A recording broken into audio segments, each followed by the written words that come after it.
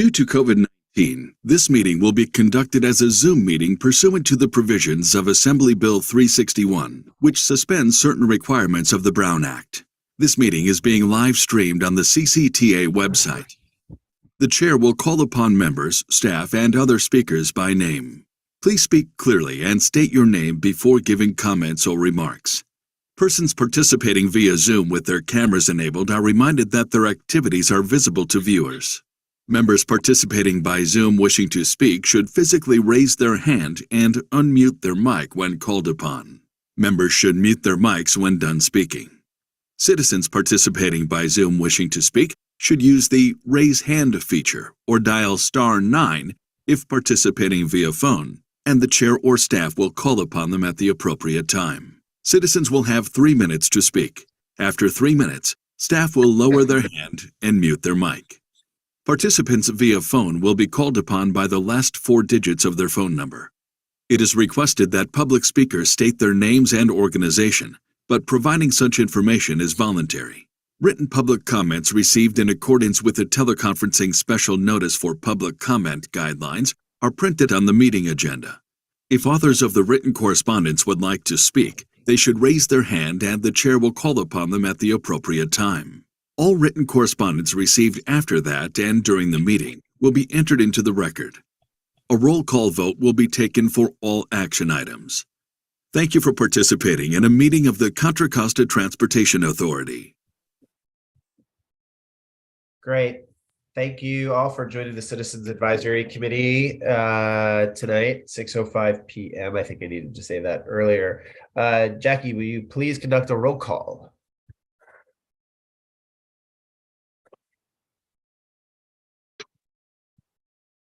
Member Bankert? Present. Member Bristol? Here. Member Carr? Present. Member Chahal? Member Esquivel? Member Hammond? Here. Member Hurley? Member Miller? Present. Member Moriarty? I'm here. Member Osuna? Member Vega? Member Wayne? Vice Chair Linder? Here. Chair Ash? Here.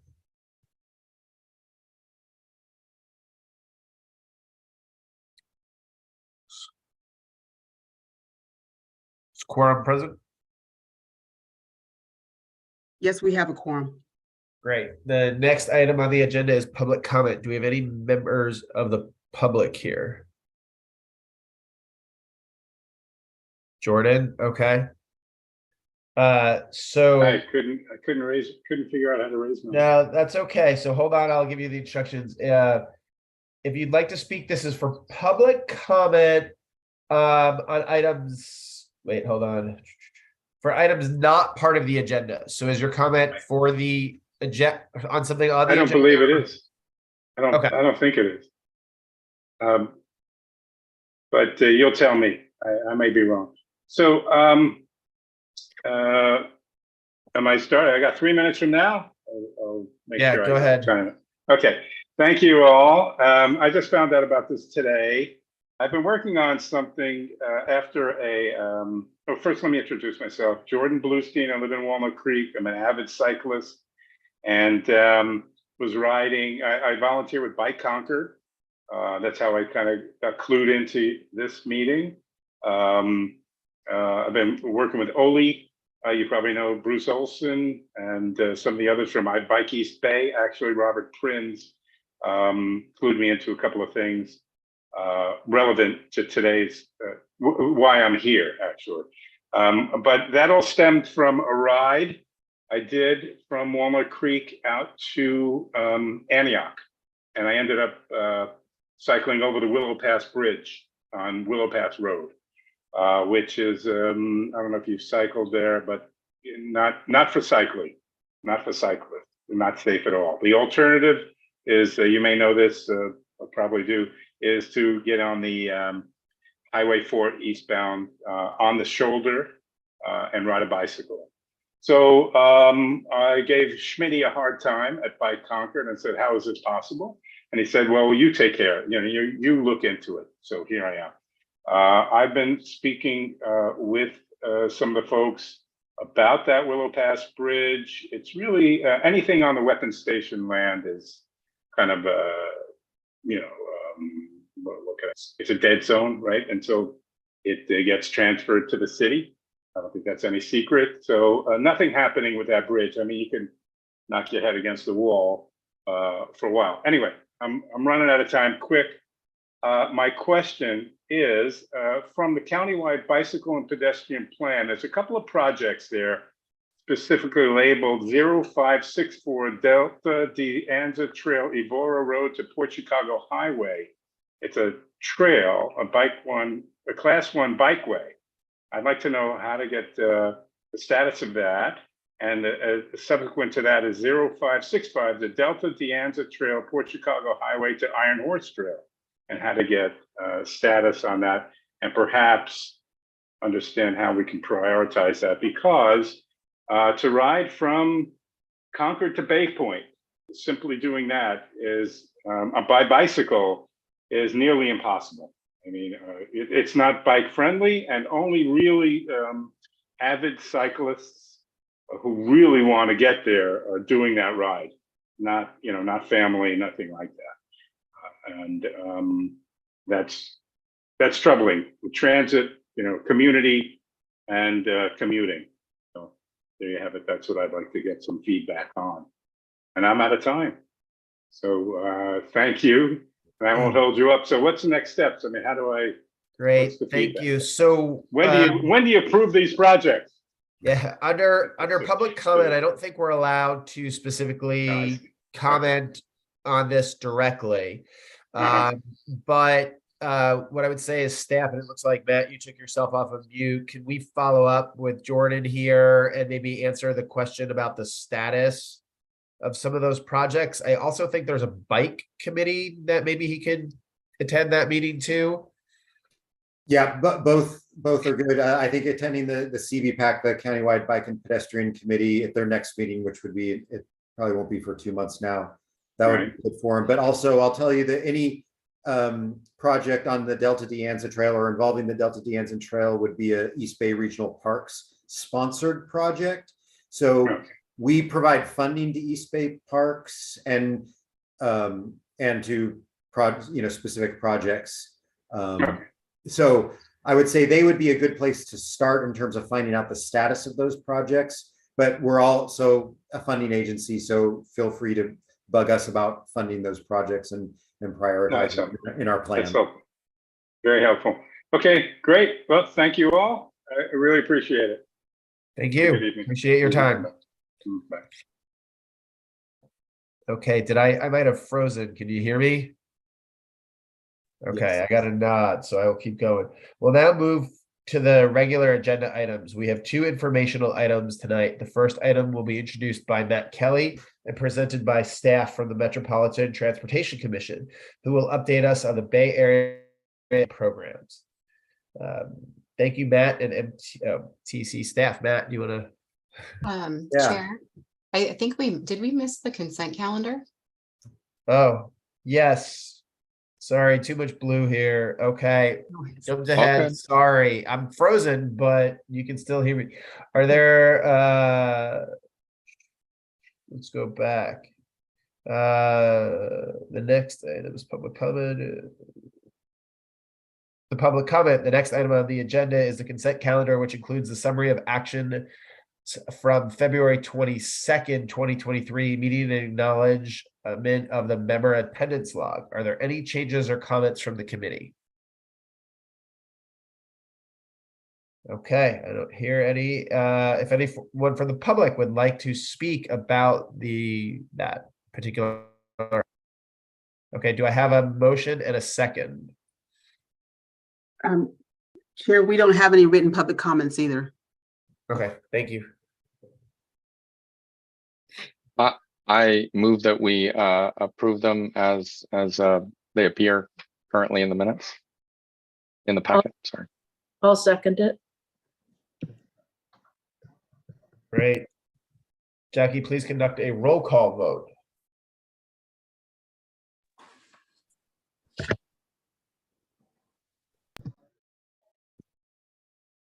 Member Bankert, Yes. Member Bristow, Yes. Member Carr, Aye. Member Chahal, Member Esquivel, Member Hammond, Aye. Member Hurley, Member Miller, Aye. Member Moriarty, Yes. Member Osuna, Member Vega, Member Wayne, Oh. Jackie, can you convert member Wayne to a co-host? He arrived and he doesn't Oh. have the ability to unmute. oh, I'm sorry. I didn't see him come in.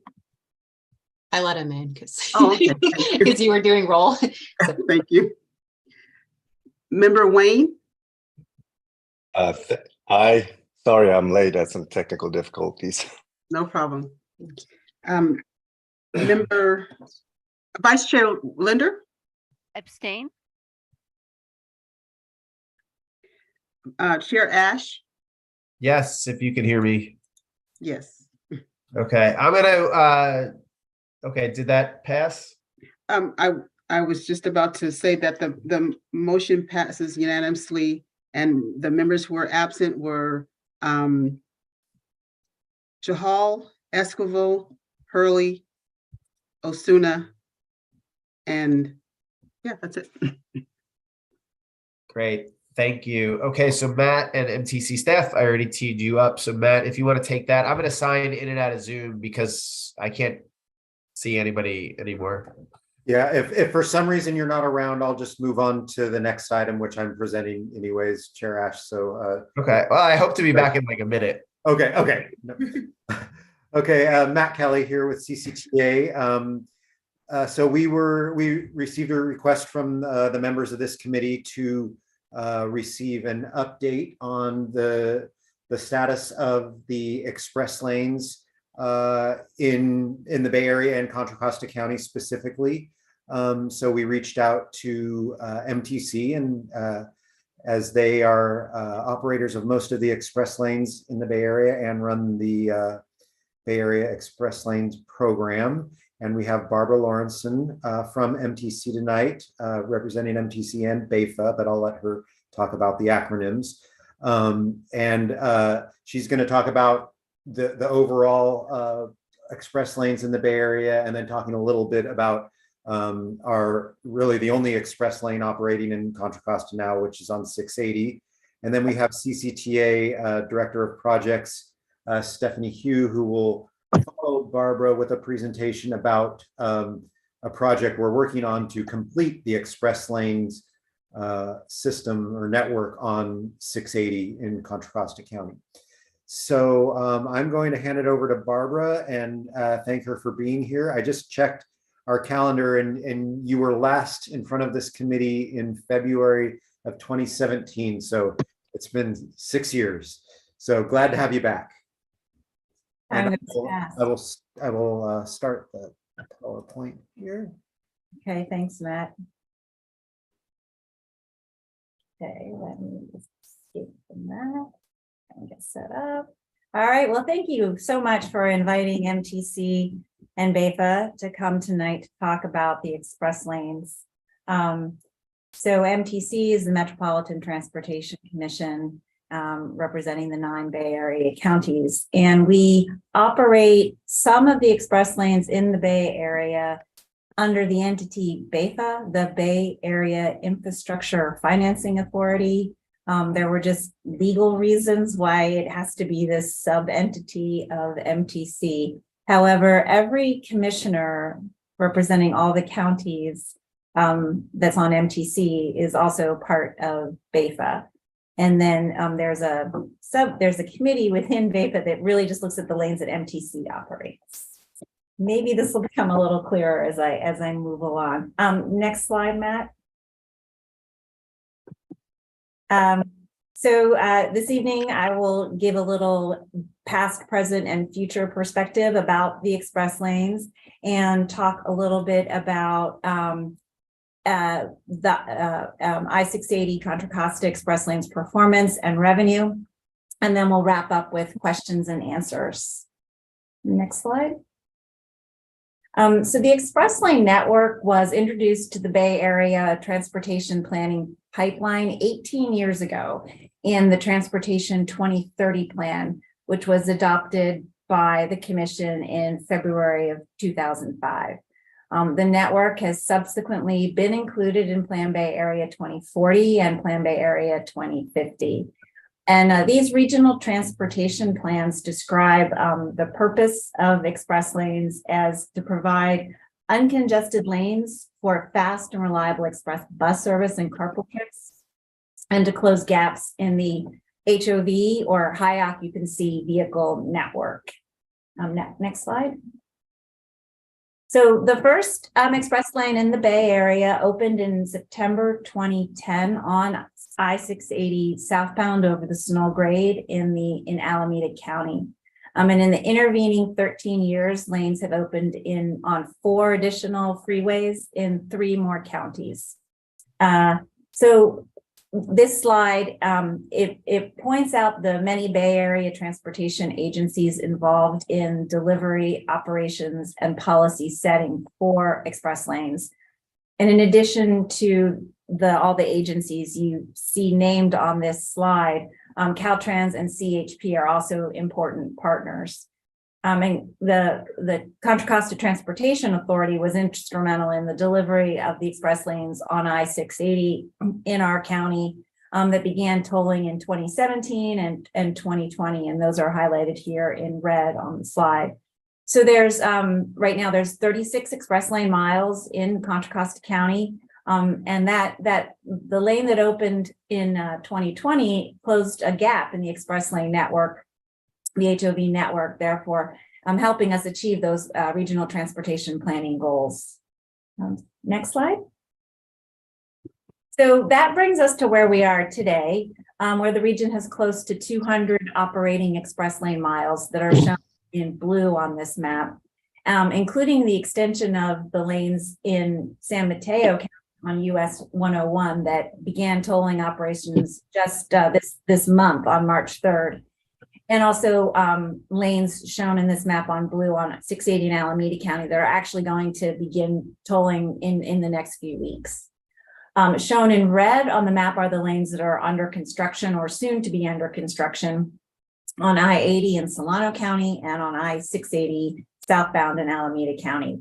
So the 4 regional operators, BAFA, Alameda County Transportation Commission, the San Mateo County Express Lanes, JPA, and the Valley Transportation Authority work closely with each other, particularly to provide consistency in customer-facing express lane operations. So the lanes have the same operating hours, similar signage, and all lanes employ Fast Track Flex to verify carpools. In addition, all lanes charge single occupant clean air vehicles half-price tolls. And the toll discounts for carpools, they do vary by lane, but there's some logic to it that's consistent. The lanes that ring the bay offer 2-person carpools half-price tolls, whereas the lanes that are on 580 and 680 and more inland, 2-person carpools go toll-free. And then the toll-free requirement on the ring around the bay lanes, you have to be 3+ to be toll-free. And then recently, all the operators consistently lowered penalties for toll violations from $70 per violation to $30 for both the first and second violations combined. Another of today's initiatives is a pilot to offer half-price tolls to low-income households for express lane trips on I-880. That pilot is scheduled to launch in April, and we're so close, and it's going to launch in April. And BEFA is also close to the launch of a pilot that will take place on the I-680 Contra Costa Express lanes. And that pilot will verify carpool occupancy through a mobile app. And because improving carpool enforcement is a priority need for express lanes. Next slide. So the future of Bay Area Express Lanes is defined in Plan Bay Area 2050 with the 600-mile network shown on this map. And again, the 2050 plan stresses that the implementation of express lanes is to enable fast and reliable express bus service and carpool trips. Next slide. So several movements are influencing the future of express lanes. First, Plan Bay Area 2050 includes a strategy to charge for the use of all lanes on congested freeways that have transit alternatives, with the intent to roll out a pilot by 2030, which is very close, and then full rollout of this strategy starting in 2035. The plan explains that this all lane tolling strategy will eventually supersede express lanes. The express lanes could convert to carpool and bus only lanes within that ubiquitous tolling environment. So MTC has started a study to study how to implement and operationalize that pricing strategy. So as this and further studies are conducted, the region will better understand how the express lane network will roll out. Another movement, another big thing influencing the express lanes is state policy.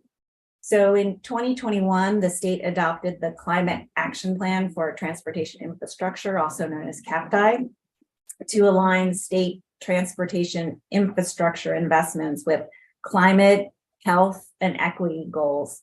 So express lanes address these goals by employing pricing strategies and supporting transit and carpools. But express lanes can also fall short of these goals by adding lane miles in some cases, or failing to demonstrate increased carpooling and transit ridership, or providing inequitable access. And another state policy impacting the future of express lanes is Senate Bill 743, which updated how the negative environmental impacts of projects are assessed during the environmental clearance. So projects are now required to mitigate any increase in vehicle miles traveled with VMT, with other projects that would lower VMT. And Stephanie will probably talk more about this, but that's part of the work going on with the Transportation Authority, working through the environmental process on the 680 North Express Lane, because it will add some lane miles and close an important gap in the HOV network. So the regional Bay Area Express Lane partners, including BEFA and Contra Costa Transportation Authority, we're all working together to understand how to move forward with express lanes in this environment. The goal is to deliver all the projects in the regional transportation plan. And to do that, one initiative that our region is undertaking is a prioritization of the major projects in the transportation plan through something we're calling the MAP, or the Major Projects Advancement Policy. So typically this kind of policy has prioritized funding for big transit projects, which we have several of in the region right now, like the downtown extension for the high-speed rail, very big, expensive projects. But the region's decided to take all the express lane projects as a package and make it like its own program, and to identify the major sources of funding for these projects, which would include Senate Bill 1 and other federal sources through the bipartisan infrastructure law, and then potentially and possibly a future regional measure.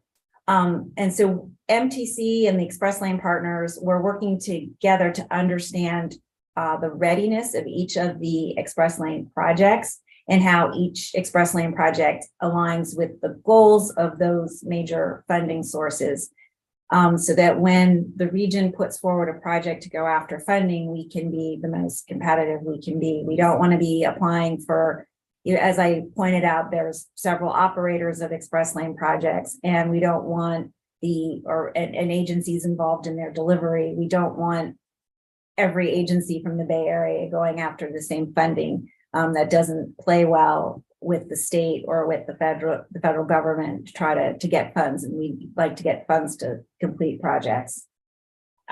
Next slide. So now let's pivot to express lane revenue.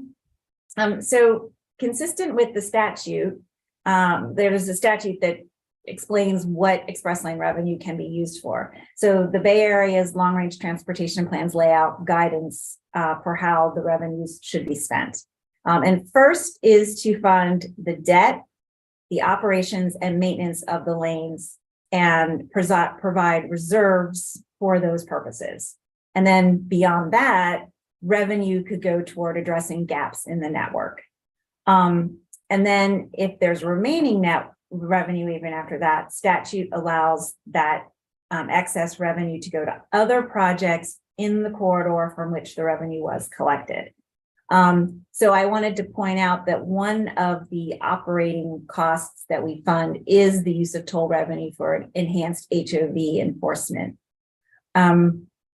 So over the last 3 years, the I-680 express lanes cumulative net revenue is below $0.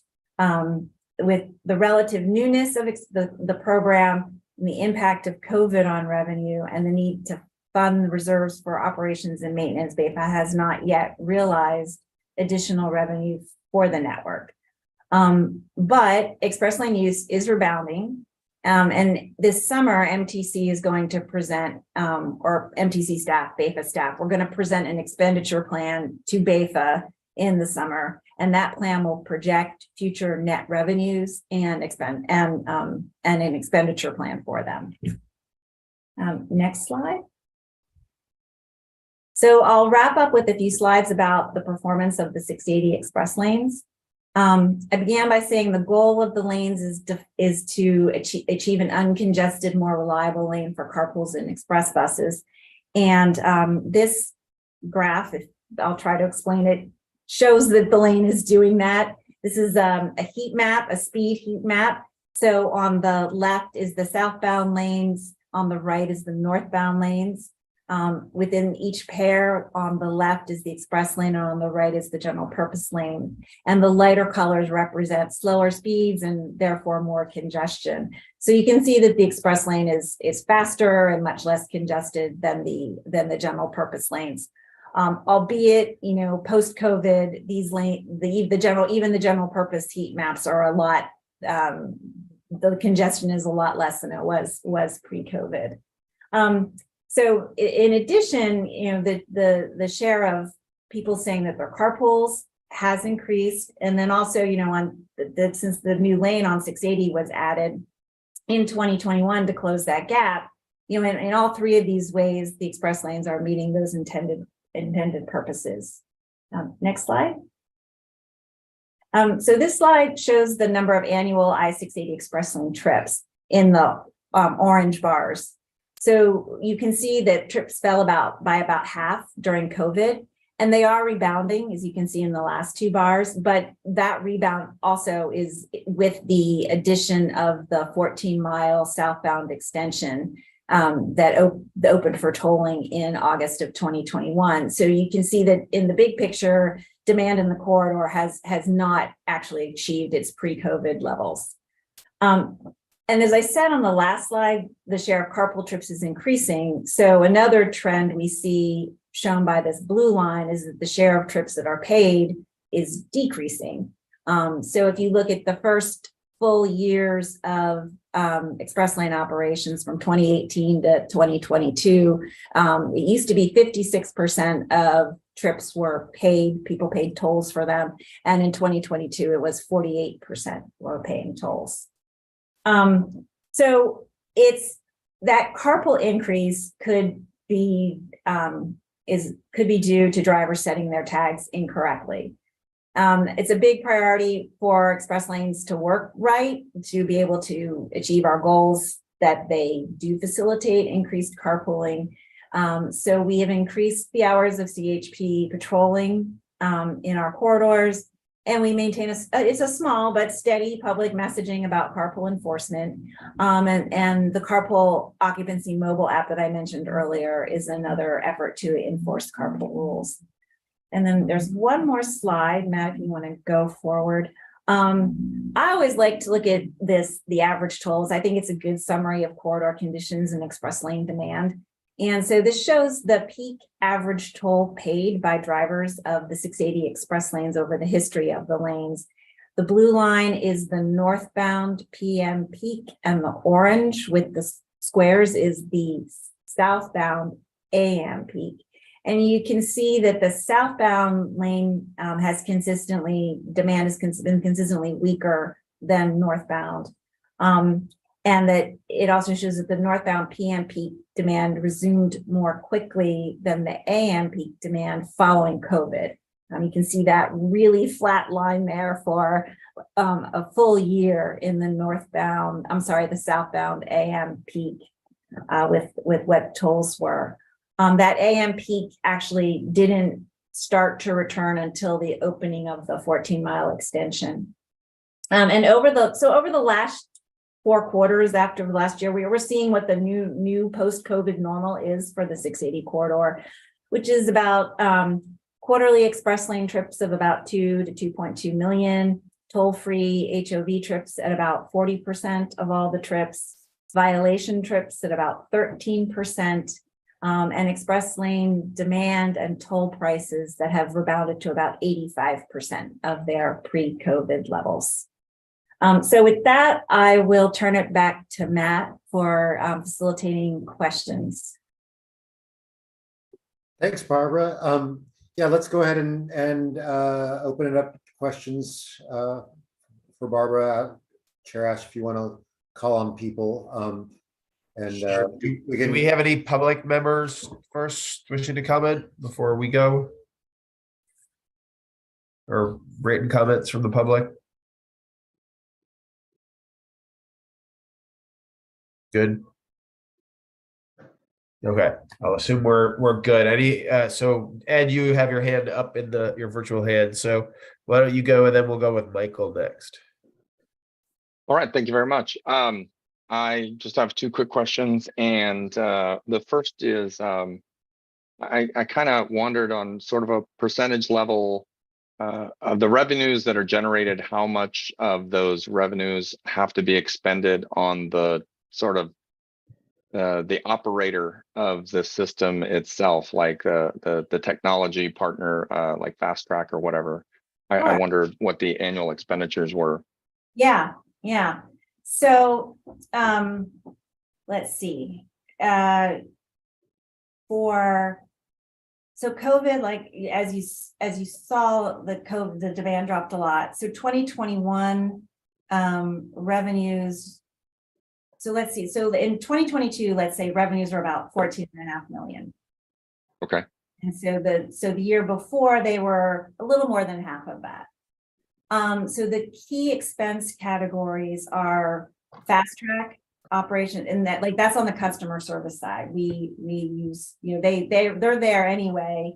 So we stand up the whole operation, but we pay additional for the load that the express lanes puts on it. So that's one cost category. Another cost category is the tolling equipment, Right.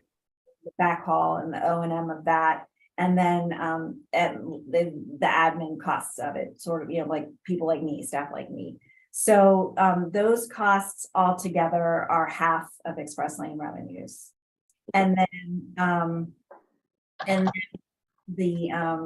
this is for 2022.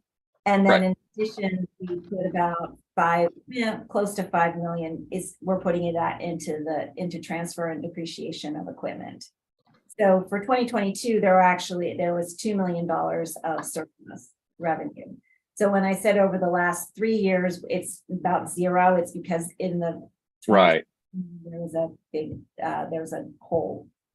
Yeah, the big drop in revenue. Absolutely, that makes sense. And actually, I appreciate you putting that in context because percentages don't mean a lot when the numbers are fluctuated so greatly over the past 2 to 3 years. Right. But what I heard was that overall expenses run somewhere maybe in the 7 million area. Yeah, Okay. that's about right. And so my next question, which is my last question, and it's not meant to sound adversarial. It's okay. Here's your interface to the public. But Yeah. one of the questions that I anticipate that, or one of the points that I believe that will cause some friction back home that will raise a lot of questions is just the all lanes tolling, obviously. Mhm. And so one of the questions I wondered legally is somewhere along the lines of, would you expect? I've seen legal challenges to what have effectively been tollways in states such as Texas. I realize completely not like this state, but I've seen legal challenges mounted. In the Dallas area and so forth, based on construction of things that or conversion of existing freeways into tollways based on some sort of state constitutional law or that says if something's already paid for with taxes, you can't then turn around and charge again for something that the taxpayers have already paid for. I don't know. Anyway, my point was simply what kind of resistance maybe to that kind of idea do you expect, and do you expect legal challenges to it and so forth? Yeah, no, you're spot Thanks. on. It is going to be a long road. The plan put on paper that we wanted to do, the region wants to do a pilot by 2030. And there were various reasons why that was included. You look at other areas, I mean, and you're even talking in Europe where things are much different, from the inception, the first idea of for London downtown's charging thing, it was like 30 years to get from, idea to it happening. So it's a long road. In terms of the legality of doing that all lane tolling, at the moment, it is not legislatively possible. The law has to change. The federal law has to change in order for the Bay Area to be able to do this. Just like I said, the state with its cap tax plan in 2021, the federal government too is going through growing new perceptions about pricing and tolling. Depending on where you're sitting, some people say the public is even recognizing the supply and demand problem with our transportation infrastructure and, concerned about how do we, what tools do we have to work on that? So it's definitely going to be, 2 steps forward, 1 step back with this process. The study that MTC is doing right now is definitely it's a first step. It's a big step, but it's, in a way, it's probably a baby step. It's going to take, San Francisco, for example, has studied a cordon for congestion pricing around its city, and it got to a certain point, and then the Board of Supervisors put it on hold for a while due to citizen concerns, and also coming out of COVID, I think public agency and the public's perception of some of these things has changed, on the equity front. Right. I was actually especially happy to hear that there was potentially going to be a discount program introduced. That was a third question I was going to ask that I didn't even have to ask because you had already brought up that there was going to be a pilot program on 880 about exploring a discount, a 50% discount for low income people to introduce equity. I thought that was a great idea. It's going to be interesting to evaluate. And Yeah. To see how that plays out. Let me feed this as one back piece real fast, and that is if something like that were to come into place, one of the things that it's sort of maybe cart before the horse, but one of the things that I think would greatly attenuate negative public response to that would be some sort of change up of formula coming from the state in investment into municipalities and counties for their public transportation infrastructure and make some of the public transportation free. That might sort of be a give and take, such that it would decongest freeways and stuff somewhat by making people able to take public transportation at no cost. The offset being, that sometimes when the things are congested, there'd be a payment increase. All right. Exactly. I appreciate the time. Thanks so much. Thanks, Michael. Yeah, thanks so much, Barbara. And I appreciate this topic because it feels more strategic. And I appreciate us playing in the strategic space. Having said that, I'm going to ask a couple of more tactical questions and then perhaps let others ask questions and come back to the strategic, if that's okay with everyone. A couple of practical things. One, your comment about carpool enforcement today in the lanes. I have the fast track flex. I live right off the 680. I honor the expectation. If you've set yourself to 2 and you're in the carpool lane accidentally, what happens in that case? Are you caught because the cameras catch you? Do most folks get by with it because the system isn't able to actually enforce that? Just how does that work in practice, and how does it work for the person who may forget that you've got that little switch on the top of your windshield that you have to remember to set, and in the heat of getting from point A to point B, you forget to do that. So how does that work in real life? Yeah, so when you go into that express lane with your tag set in 1, 2, or 3, as you go down the lane, it reads the position of your tag, and there's a thing at the top of the VTM at the big other sign. It says 1, 2, or 3, and then the additional money that MTC pays for CHP enforcement. They have shifts out there, and then so they observe the toll tag reading, and they are supposed to look and see, does that person really look like they have 3, look like they have 2, and then they have to. So it still is a manual process, helped by the tag. But what the tag does, everything's like a little bit of an improvement on what we had before, but it's still not perfect. So at the toll tags, this system allows the CHP to focus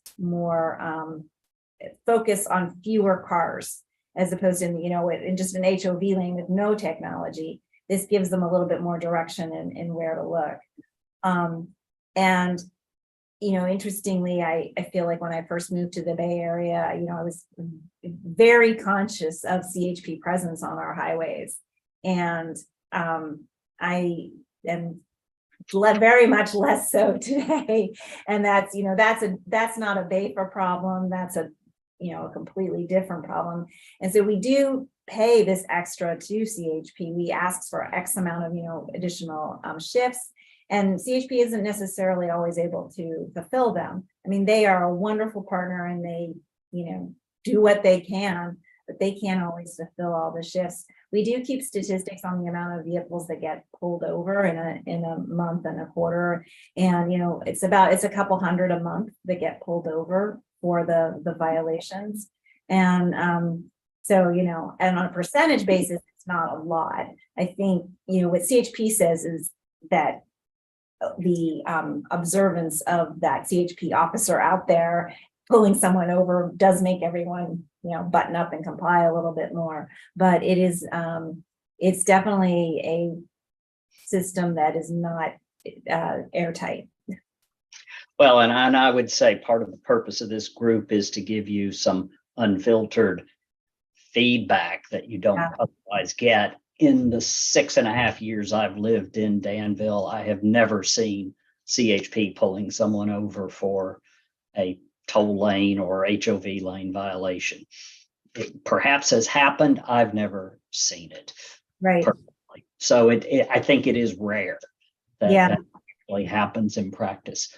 My second technical question, when the southbound lanes went in, there was a section of the southbound lanes where there was a double stripe, whereas the original southbound lanes that were built in 2017 just had a single broken stripe that basically allowed you, whenever you could safely do so, to move into an HOV lane and either pay the toll or carry on as a multi-passenger trip.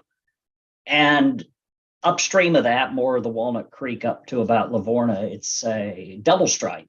So what's the logic around double stripe versus just a single stripe that you can come in and out of safely? And what's the thinking, and why is it part way that on the 680 southbound and not on another part? And kind of what's, just help me understand that a little better.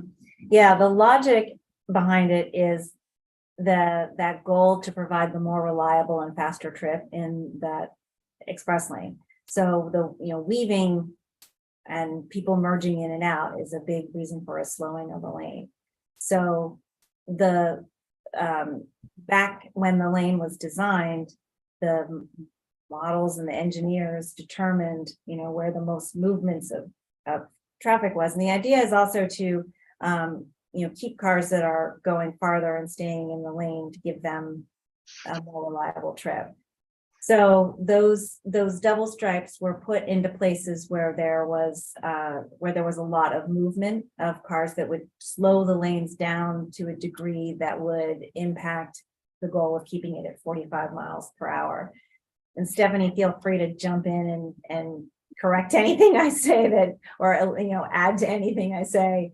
I do think, there's always this issue of the time it takes to construct and implement these projects. And, all that work was done pre-COVID as well. And so now that, without the traffic rebound, the conditions are different, but looking forward, we expect the traffic to come back such that those double stripes will be valid for their purpose of keeping that lane moving faster.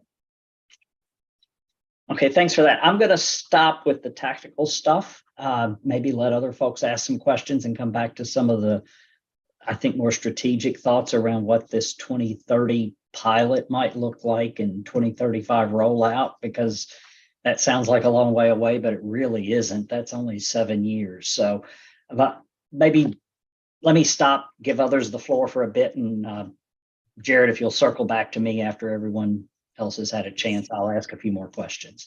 Sure. Thanks, Michael. Judd, go ahead, and then Rosa. Thanks for that presentation. That's something that I've been interested in for quite a while. Can you tell us what the times that were represented by those heat maps? The times? Yeah, times of day of the week.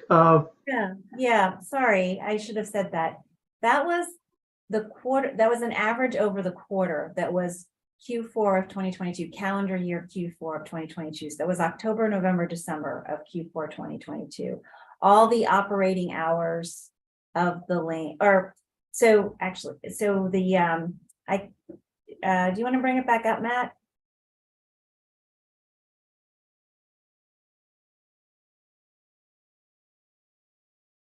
It seems to me like it wouldn't be very meaningful if it includes a lot of hours where there's no congestion. So hours are across the top, I think. Yeah. So the time of day is across the top, and then location is down the side. I'm sorry, I did not explain that. So. Oh, I'm so sorry. I don't know how that works, because I thought you were talking about one lane and another lane. Okay. So Oh, yeah. the express lane. I'm sorry, I'm seeing it now. Okay. So, yeah. Okay, I'm yeah. catching on. Thank you. So sort of, Um, it's almost like, think of it as a plan view of the highway, like Yep. you're looking down on the highway. And so you can see, so if we look at the southbound lanes and you look at look at the one that says general purpose lane, you can see that, from 7, 8 o'clock in the morning, there is some congestion there between Monument Boulevard and SR 24. And then again, after Highway 24, as you get down closer to Livorno, where there's all those lane drops. Okay, so for example, at Monument Boulevard in the general purpose lane, it's slowed down considerably to, I don't know, like 30 or so miles an hour Yeah, between Monument and Treat, yeah, whereas the express lane stayed up above 45. right. The express lane was more like in the 50s. So what we see is Okay, when congestion is bad, the express lane, can maybe move, 15 or so miles per hour faster. 680 doesn't give the intense speed differentials as say 880 does. But when congestion is the worst, maybe you're going like 15 miles an hour faster in the express lanes. But overall, it's pretty consistently average. It's just go about 10 miles per hour faster in the express lanes. okay, got it, thanks. Can you tell us a little bit more about how the system plans to get a better consistency between how the fast pass is set and the number of people that are actually in the car? Yeah. So the pilot that we're doing is a step in that direction. And that's going to use a mobile app to verify the people in the vehicle. That pilot's going to start this summer. We have been looking at this strategy for a very long time. We've also looked at using cameras on the highways as a pilot. And that has been put on the back burner for a variety of reasons. Maybe that will come around again. And then I think the fallback is somehow finding more resources for CHP enforcement. Well, that doesn't seem like a very productive approach. Very Well, expensive. Do you have any ideas? Yeah, well, that seems very expensive, and it's also a safety hazard to try to pull somebody out of an express lane and across the lanes to get them off. It is. Okay. It is. Got it. Technology is always changing.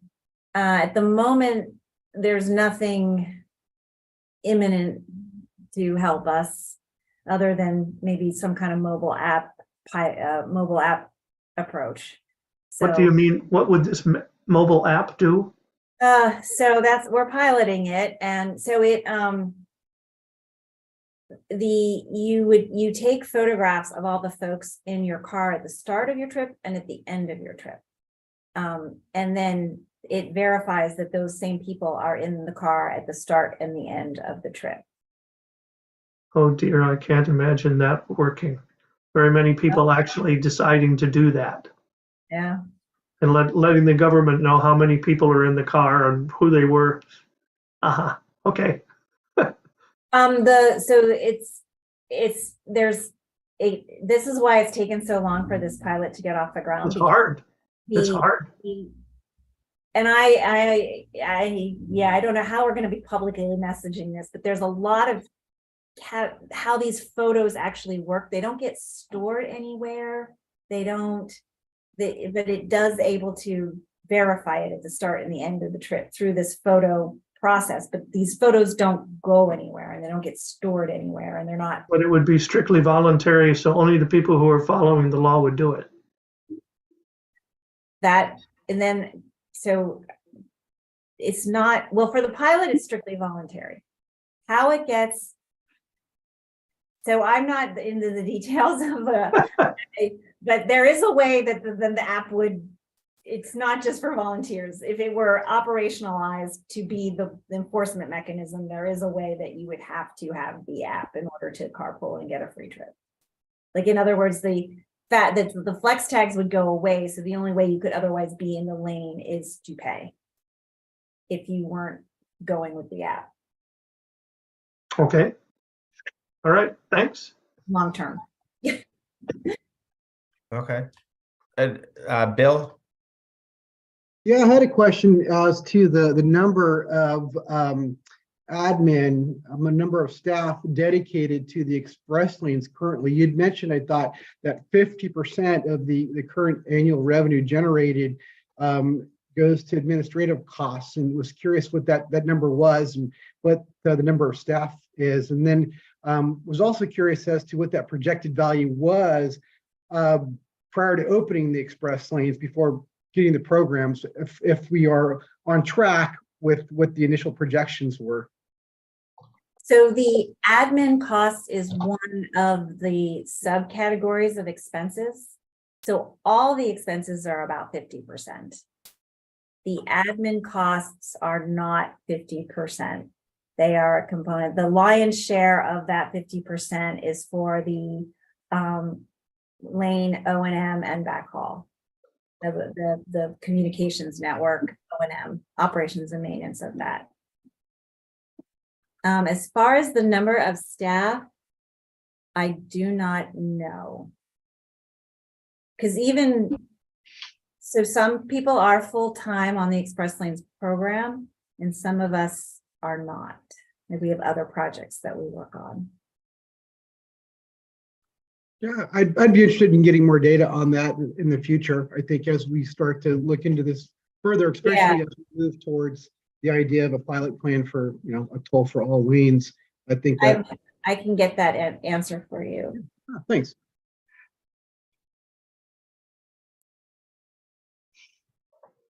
Anybody else with other questions or comments? I know Michael, I got to come back to, but anybody else first? Keith, are you trying to weigh in there? Go ahead, Keith.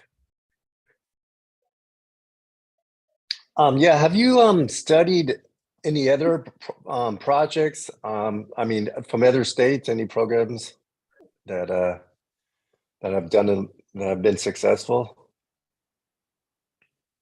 In terms of like using the app and that type of technology?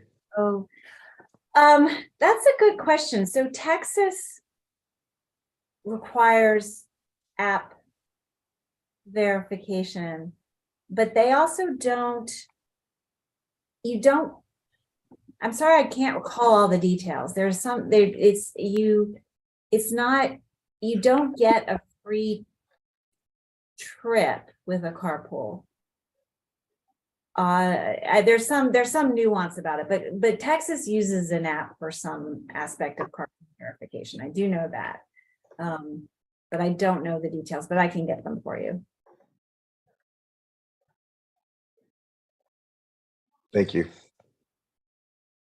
Good. I will say the app technology, I mean, this is why we're piloting it. It's different, it's new, it's a because other technology solutions haven't been developed that really solve this problem. This is probably the most promising at the moment, so that's why we want to pilot it. I have some questions along that line. If we go back to Michael, it sounds like most of the questions we're asking though are about the carpool enforcement. There's other enforcement, which is people who might not have tags at all that get in that lane. I assume there's like speed cameras catching people's license plates and they get mailed a ticket, or is that all CHP as well? No, that's the easy part of enforcement. Okay. There's two ways. When I said there's a 13% violation rate, that's the number of folks that get into the lane and use it without a fast track account. So if you don't have the tag in your car, the license plate camera captures your license plate, and then you get a violation. And then what we try to do, because you don't have to have, just like on the bridges, you don't have to have your tag in the car. It can match to your account.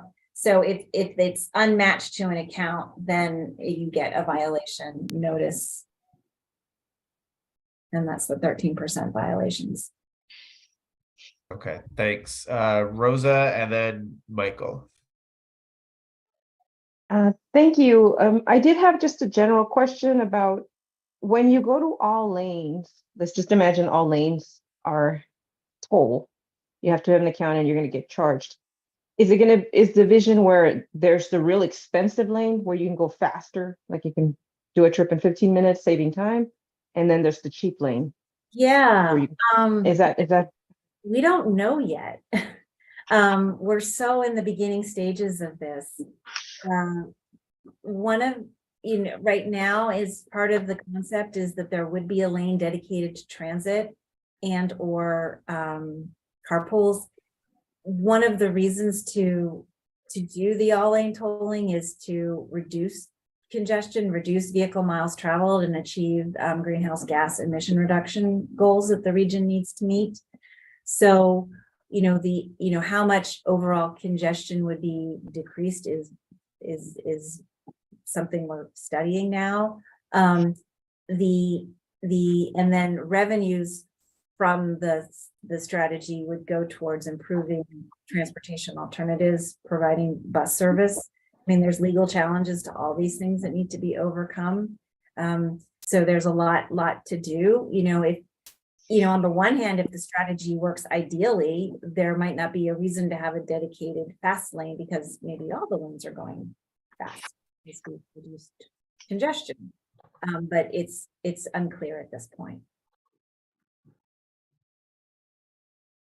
I guess my only comments would be make it easy. I guess time is money, and just make it like work. Like I would say, I'd only pay a lot of money if I really save a lot of time. I hate paying money and finding out that that lane's slower than the other lane. Right. When you get all over the challenges and being less on the freeway is more important. It's worth the cost, I guess. Thank you. Those are my comments. And then one more comment too about a question about the double lanes versus the single lanes. In the Berkeley corridor, Emeryville, Berkeley, where the 580 and the 80 merge,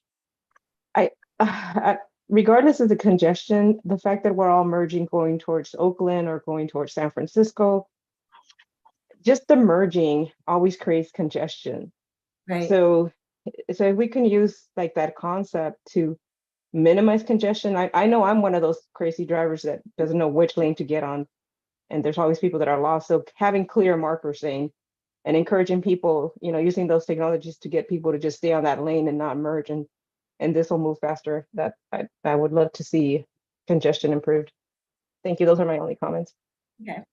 Great aside comment there, because I always feel like I'm gonna get smacked from somebody crossing lanes one way or another at that interchange coming from Walnut Creek going to San Francisco. So I want to come back to Michael for his further comments and then maybe wrap up this subject for the next one.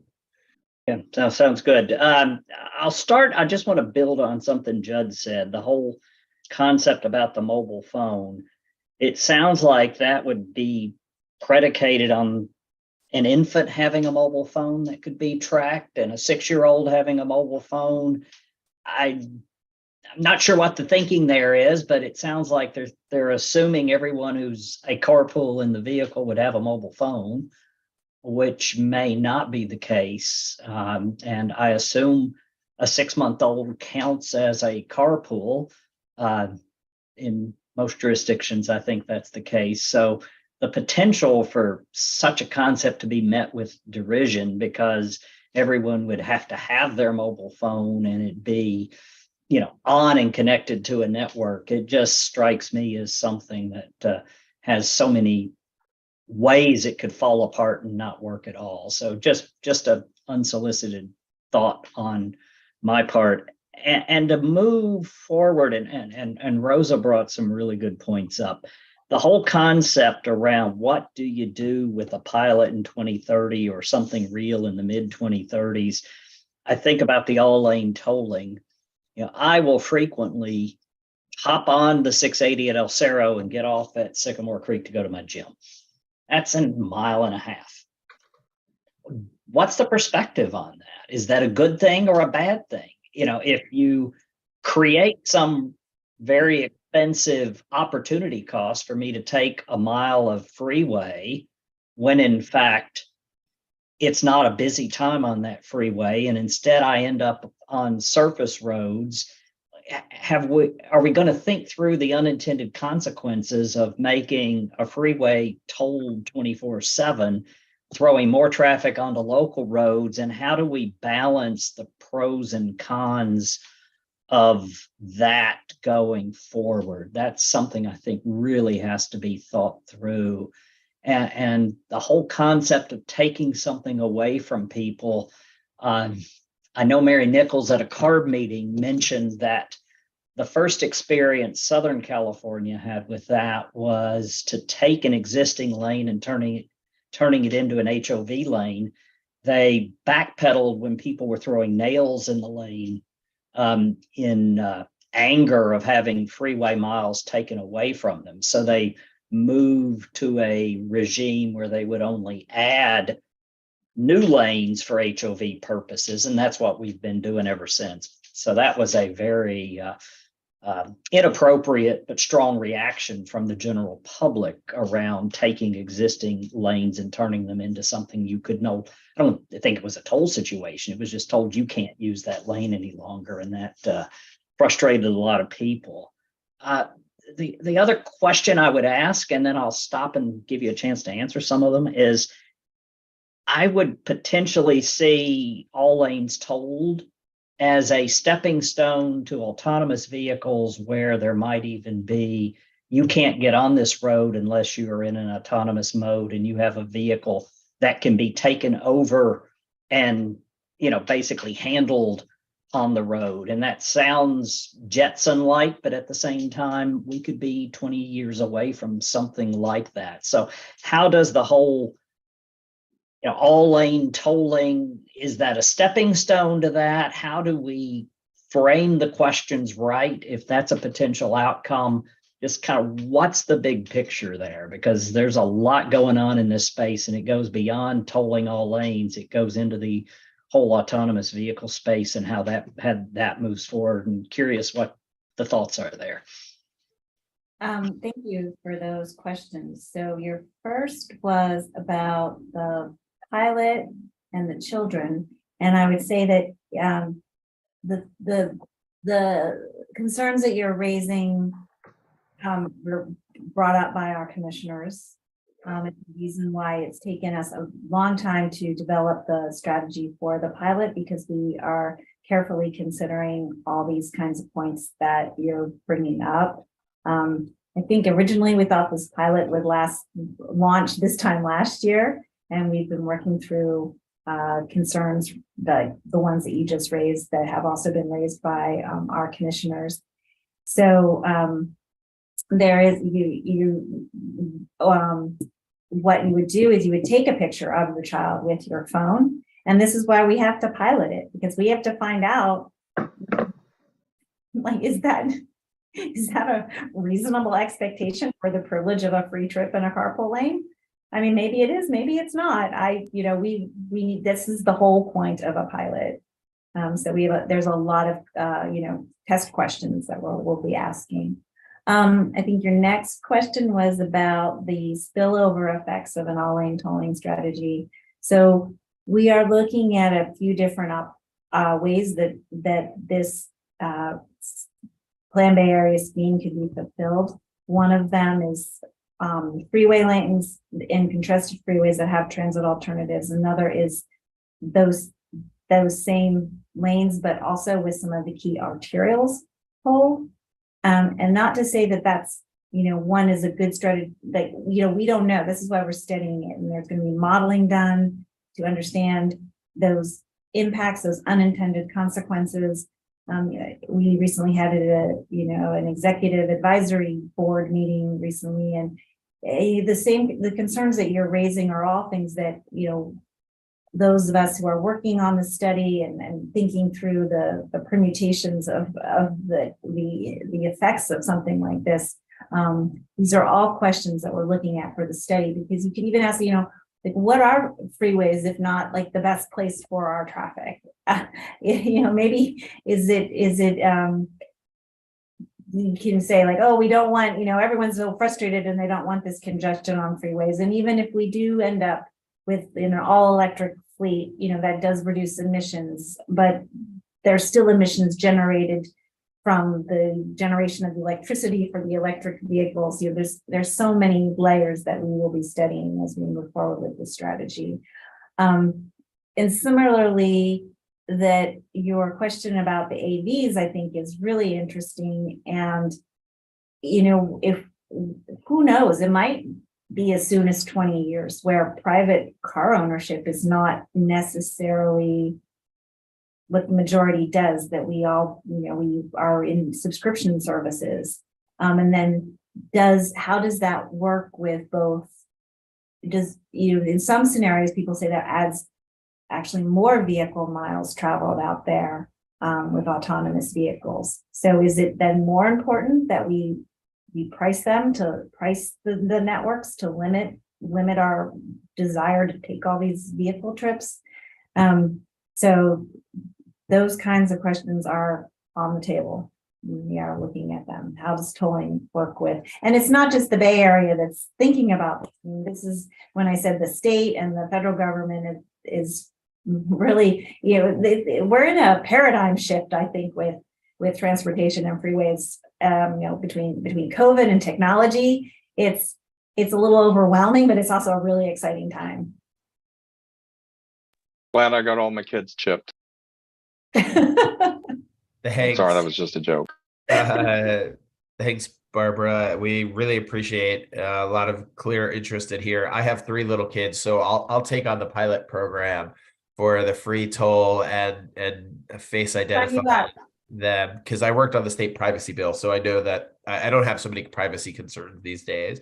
But I appreciate you being here, and maybe Matt, we can make it a point in 2 years, add to your calendar in the future. Like let's come back and learn, get an update, right? This should be every 2 years, get an update on these numbers, where the money's going, learn just a lot about how many people are on the road, where you're getting more use. I think that was all just good information. And I think a lot's going to change in 2 years on your pilot program, traffic collections, and sounds like your long-term goals will be more clear in 2 years too. So thank you so much for your time. Hopefully it was valuable to you. Please come back if you ever want to throw out ideas. Use us as a bridge to Contra Costa County and people who are paying attention to these things, and we're happy to just be a focus group. Okay, great. Thank you so much. Yeah, maybe I have to come back. Sure. And what I want for bicycling. Yeah. Yeah. Jackie, did we miss anything? Yeah, Chair, before we go on to the next topic, I just wanted to go on record to say that we did not have any written comments. I needed to let the commissioners speak first. Okay, great. Thank you for adding that into the record. Okay, so thank you, Matt and Barbara. I think we are good there. So there's actually a second part to this express lanes item. We'll give Barbara the rest of the night off, but and thank you, Barbara, for coming. We've got Stephanie Hugh here from CCTA. She's our director of projects, and she's going to give a report on the status of the northbound express lane, which, if you remember from Barbara's map, there's and if you've been on 680, you know that a lane ends at Livorno going northbound. And so Stephanie's going to provide an update on the status of that project. Yes, thank you. Yes, it's express lanes kind of evening. So I hope to complete this and hopefully it's informational for you. And I'll share screen right now so I can go through my deck here. So just thank you for having me here this evening to provide you an update on the northbound express lane completion project. It is part of our Innovate 680 program, which has a suite of projects that are addressing the congestion on the 680 corridor. So just an overview. This is a map of the express lane network on 680 right now. The goal of the project is to close the existing gap in the express lane that's currently out there right now, which is from what Matt said, it ends at Livorno right now. And from there all the way to the bridge, there is no express lanes. And the project is really to address this gap.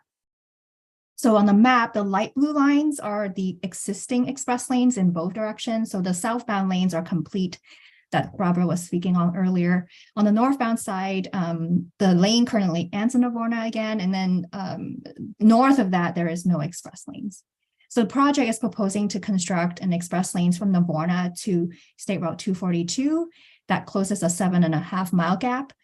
And then that's in that dark, in that dash blue line. And then north of that, the dark blue line is really to convert the existing HOV lane from 242 to the bridge plaza, to the whole plaza to an express lane. And that's the dark blue again. And the project is currently in the environmental clearance phase. So just the purpose of the project is to reduce congestion and delay on northbound 680 during the peak period, which is PM, improve travel time reliability along the corridor, encourage the use of high occupancy vehicle lanes or HOV lanes, and use transit, optimizing the use of existing capacity of the HOV lanes, and providing efficient travel options for all vehicles, both carpool and non-carpool drivers. The project addresses the need for congestion relief, where delays can often reach up to about 30 minutes or more at the PM peak period when traveling from one end of our county to the other. The project also addressed the gap that we currently have in the express lane system. And then lastly, the project addresses the operational deficiencies along the corridor.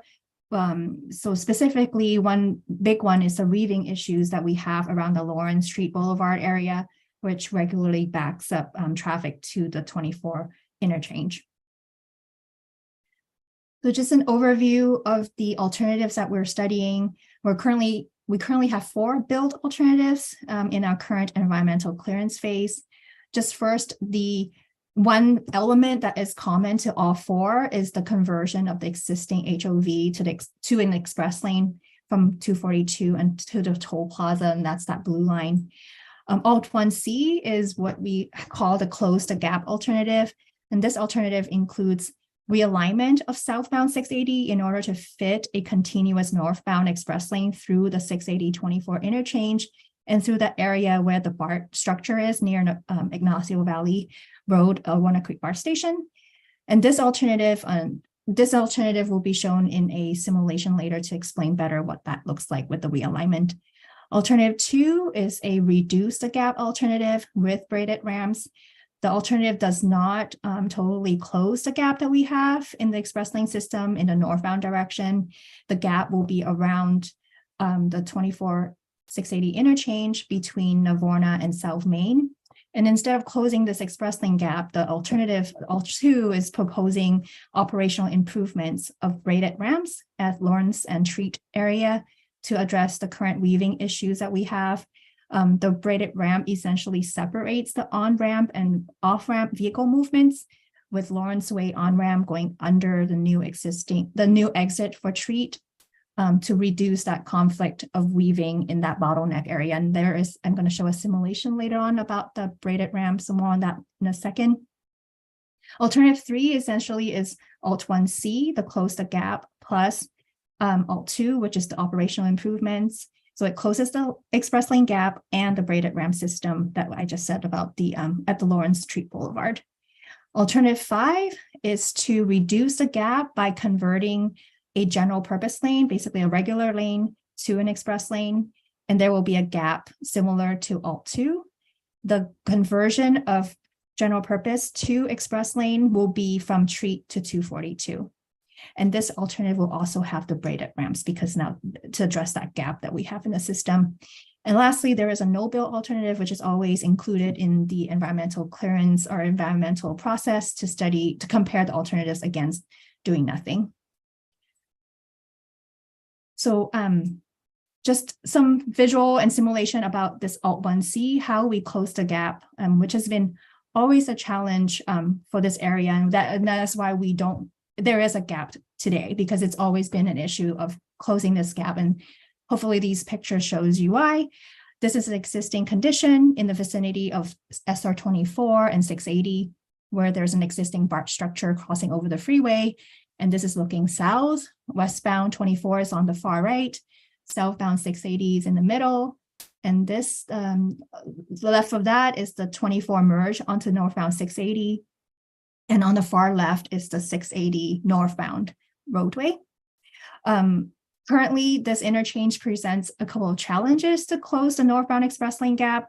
First, when eastbound 24 merges onto northbound 680, it merges on the left-hand side of northbound 680, making it very difficult for a northbound continuous express lane to traverse through this interchange area. And secondly, the existing BART overcrossing structure has a few columns or piers on 680 and westbound 24. So this is a picture of Alt 1C. Again, this is looking south, and this alternative will close the express lane gap. And how we do that is to shift westbound 24 and southbound 680 further into the hillside to the west, and then threading the roadway between the existing BART columns. So westbound 24 will be shifted west of column P10. Southbound 680 would be between P10 and P11. And then southbound and northbound express lanes will be between P11 and P12. And then the new express lane, the new northbound express lane will be on the left where the 24 comes into northbound 680.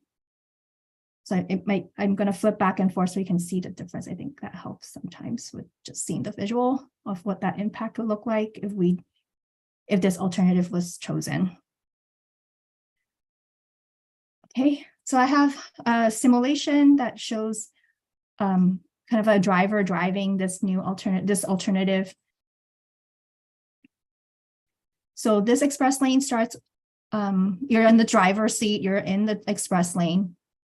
And then you'll see while you're driving the express lane northbound, it's going to start shifting to the left. And we're on the express lane right now. We will then drive underneath the westbound 24 flyover structure. And then soon we will be underneath the Ignacio Valley Road off-ramp and also under the 24 merge onto 680. And then on the left here, it will be the southbound express lane. And then shortly, the view here will turn a 180 to look south. And you'll see that the westbound 24 on the right, southbound 680, the express lanes in the middle, and on the far left, the merge, and then further far left is the northbound 680 lanes. So for the second alternative of reducing the gap plus braided ramps, the focus really is on while the express lane gap remains or shorten is reduced, we are proposing a operational improvements called braided ramps in the area of Lawrence Way and Treat Boulevard. This is currently where one would exit on North Main Street. That's the off ramp, that loop when the driver or the person wants to get off at North Main. This is the on-ramp for Lawrence Way, people coming onto 680 northbound. And then this third arrow is the weaving bottleneck area that we were talking about, that movement of people getting on Lawrence and try to get off Treat, and that mixing of traffic and that movement really causes congestion and a bottleneck in this area. And the braided ramps proposed in Alt 2 is the operational improvements to address or eliminate the weaving conflict. So this is another video. So different than the existing condition, those who want to exit Treat will now exit on this loop ramp along with the North Main folks that want to get off. The exit will have a split. So those who want to go on North Main will take that loop ramp, but those who are actually going to Treat will go straight. Okay, the new Treat exit ramp is, the new Treat ramp here is elevated, allowing the Lawrence Way off-ramp to go underneath the Treat Boulevard off-ramp, basically essentially breaking or separating those two vehicle movements. And the braiding of the ramps really alleviate the weaving and the bottleneck issue that currently have spilled back all the way to the SR24 that causes a lot of congestion. So this is a summary of cost for the four alternatives. It ranges from about 117 million to 375 million. The least expensive is Alt 5 because really it's converting an existing lane.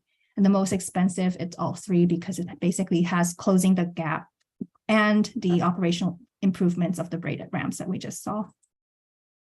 So just a little bit about Senate Bill 743, which Barbara touched upon earlier, and how it has affected how we analyze our projects and our impacts. So just a quick background on SB 743. The bill was signed into law in September 2013, but it was not actually implemented by Caltrans until 2020, when they released a guidance on how to implement VMT as a new measure for traffic impact, for transportation impacts. Vehicle miles travel was identified as a new metric to study transportation impacts by land use and transportation projects, and it replaces the level of service or LLS metrics that we've used in the past. VMT is now a metric used to measure new auto travel by a project, which means additional emission that the project will generate. I also wanted to note that our project here in Contra Costa is one of the first in the state to implement SB 743, and it's been a challenge for us to kind of navigate this new world of VMT. So a few more notes on this. Caltrans guidance does not establish a threshold or significant threshold for VMT, meaning any increase on VMT needs to be mitigated. Like if you increase 1 VMT, that is considered significant and it needs to be mitigated and addressed.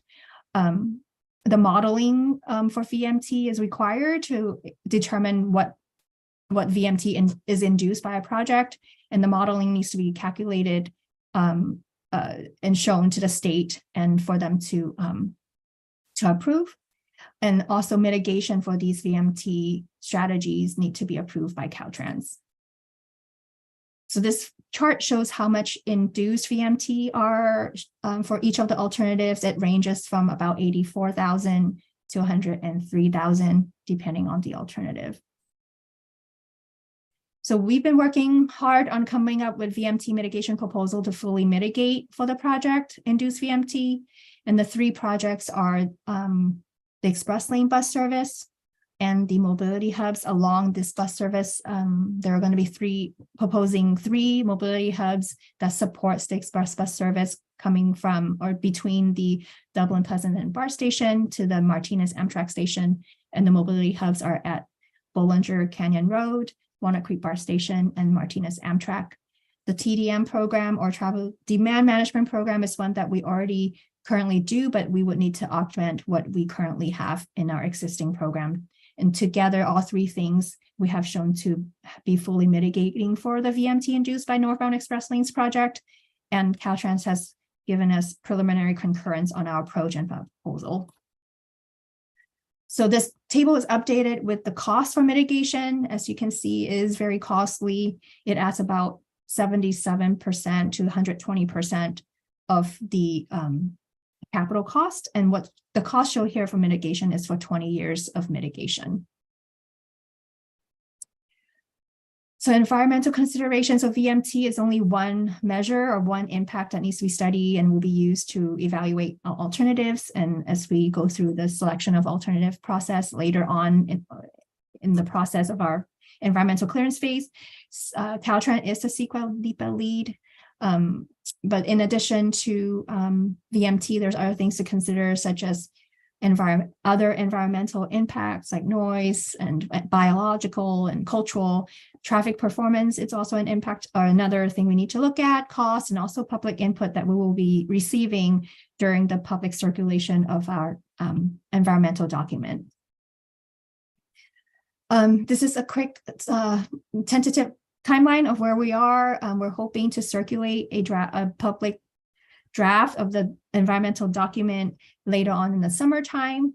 And with the comments received, we'll address them, and then we'll leave the final project approval and selection of the alternative is not until hopefully middle of next year. And with that, I'm completed my slides. I'll turn this off and take any questions you guys might have. Great. Thank you, Stephanie. And Matt, I think we've set a new standard that every intersection and change that we look at has to have video simulations as part of it going forward. Stephanie's ruined it for everybody who comes after. Now that we know that CCTA has that, we can better excite the audience here. So thanks for that, Stephanie. I think I should check. Jackie, do we have anybody from the public before we go from our committee here? We do not have anyone from the public. Okay. So who has some questions? I do, but anybody? All right, I'll go first. Oh, nope, I got Judd. All right, Judd, go ahead, then Michael.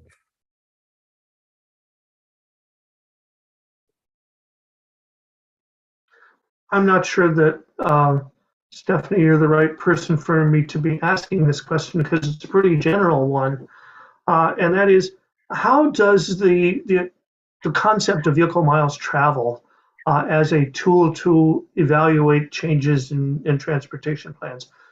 How do we include the effect of demography changes, total population changes, populations getting older, populations having lower or higher income? How does that all fold in? You're right. I'm not sure I can answer. You want me to take that, Stephanie? Yeah, that's a planner question. I was gonna see. I had a suspicion that was probably more for I was gonna Matt. try to say maybe the calculator incorporates the calculator we're required to use by Caltrans may incorporate some of those data, but Matt, please take it away. Yeah, so basically we use our travel demand forecasting model and different tools like that to calculate the VMT impacts. The model, I won't say that the calculator that Caltrans recommends for calculating the induced demand does the best job of it, but our travel model, when we run it, it does take into account demographics and what the county and Bay Area population will look like in 2040 and beyond. For this project, it was 2047. So we have, a mix of the income levels, the equity priority populations and other things like that that we try and account for in looking at that future VMT. But it's not an exact science, but we do our best to incorporate whatever demographic data we get from the state and MTC and others to help the model tell the story better. Okay, great. And of course, presumably the demographics of a given area don't change as fast as you can change the highway. Definitely. Thanks. Michael? Yeah, I was just going to say, we'll probably have to nominate Stephanie for sainthood, getting through that process. Just an intrigued question. How often is the lead agency for CEQA Caltrans? That just struck me as quite unusual. Maybe it's that I'm just not in this space quite so often. Historically, that struck me as kind of an odd construct around who had CEQA lead. Is that fairly normal, or is that unusual, or? Yeah, it's normal for projects along their system. They own and operate the highways and freeways. So yeah, often when we have always when we have projects on a right of way, they are the CEQA NEPA lead. Not to say when we select the alternative or prefer alternative, they have the only say. Obviously, the public's comments gathered at the public review period. The project development team, which consists of CCTA staff and also MTC staff for this project, they all get weighed in. Like, I didn't want to convey like they are the sole decision maker. But they are the lead for the document. Okay, yeah, I guess that makes sense. I hadn't contextualized it. I think about CEQA with other projects in my past.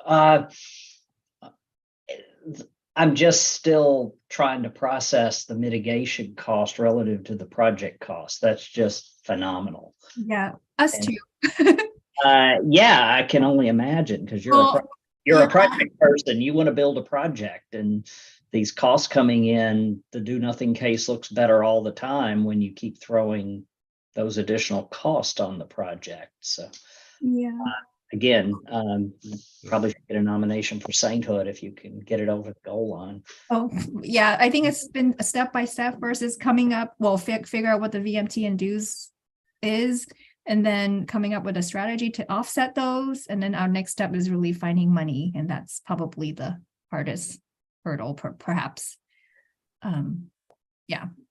And does the feds, who I'm sure we're trying to tap for money, do they buy into everything CEQA requires you to do, or not? How does that create any gaps of expectations between what federal funding requirements are and what CEQA demands, which continues to get greater and greater as time goes on, until such time we may finally reform CEQA? I think in the grant applications, there are there isn't any explicit way to tell, but when they score, I mean, it all comes back to the cost effectiveness. I think a lot of it is the cost benefit ratio analysis that we do as part of our grant application. And yeah, that's a great point, actually. As the VMT cost adds to the project, it also diminishes the BC ratio that we think of. So though I don't think it explicitly say, federal law doesn't, agree or doesn't have the same CEQA standards or whatnot, it does play out in other ways, on especially how we evaluate the benefit of the project on the grant level when we apply and how we score. I can see that can come into play in the future. That's a great but I hope not. No, that's a great insight. Thank you, and all the best.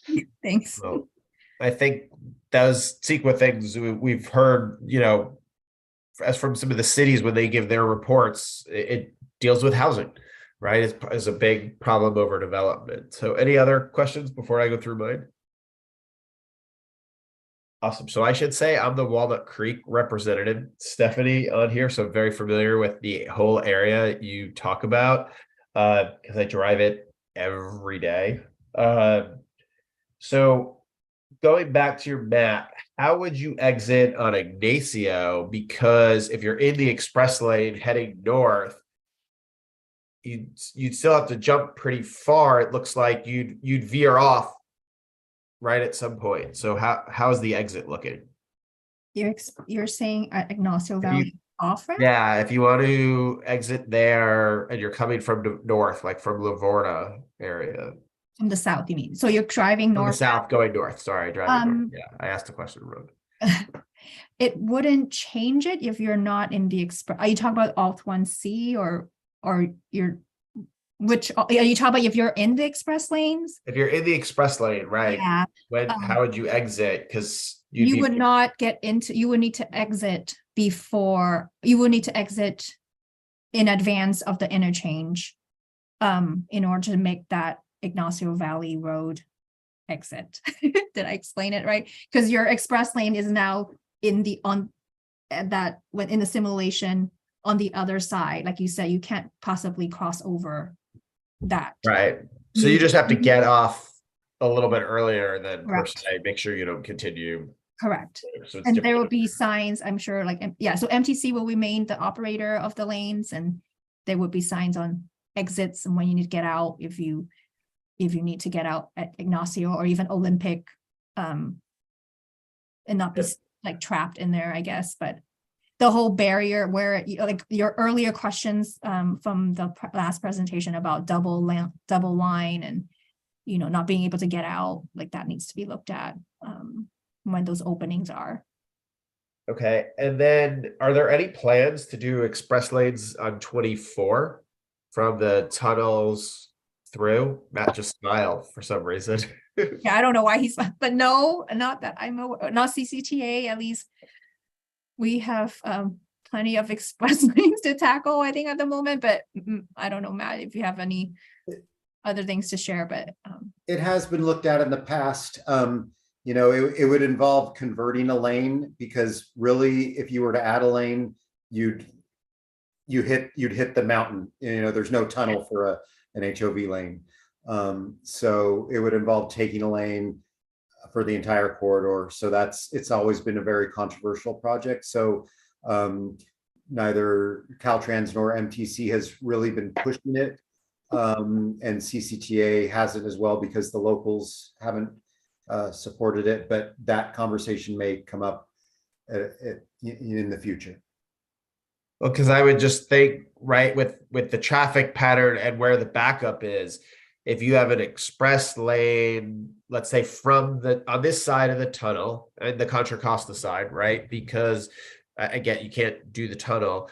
It can help flow traffic all the way through to the 4 interchange on 680. It helps bring people into Walnut Creek, right? Where they're just sitting there waiting, watching the BART train go by them. So yeah, please keep us posted if there's ever anything there, but I get what you're saying with the lack of lanes. And then with that, is there any then on Highway 4? Is there anything about an express lane there in the future? We actually did this one. I can't answer because we did a study that wrapped up a year or so ago, just sort of looking at the feasibility of it. But there's no real funding to move forward. And the recommendation out of that is looking into maybe double express lanes to make it maybe worthwhile for that corridor because it is so congested. But it needs further study. That's basically, but we did come up with a couple of recommendations for further study is if we do choose to go through the Caltrans process. Again, it's a Caltrans facility, so it has to go through their project development phases. We would start with that planning phase. We just look at it closer with more updated traffic data and whatnot. So yes, there is some discussion or we've looked into it, but it's not on maybe like the priority list that there is. Sure. And then going back to the 24 sort of 680 area for are there improvements? I think we had one presentation maybe about a year ago. There was talk about improvements to that 684 interchange that would then hopefully alleviate traffic through that whole multiple interchange. Has that been going on, or could you guys just educate me about anything that's happening there or might have happened? You're talking about 680 and 4? I guess 684, right? But a lot of the 24 traffic that backs up is because of that 680 interchange. Yeah, we completed phase 3, which is already in operate. I mean, it's opened. There's the design phase going on for the next phases. You said did they make a presentation, or Matt, did 684 next phases make a, okay. Yeah, so maybe maybe that's an item. There is we've completed construction on phase 3. It's all out of chronological, not really chronological the way we number them. The next phases is 1, 2, and 4A. I can't top of my mind tell you which connector, but that project is at 65% design. There is some RM3 money for construction for that, but it doesn't pay for all of it. But it is moving forward as much as we can. So design is fully funded, and that's what we're working on. Okay, and then last question, and then Rosa, I see your hands up. Can you go back to your table and pull that up? I think you might have just gone quickly. Can you talk about if you do the express lane, the impact on the traffic for the price?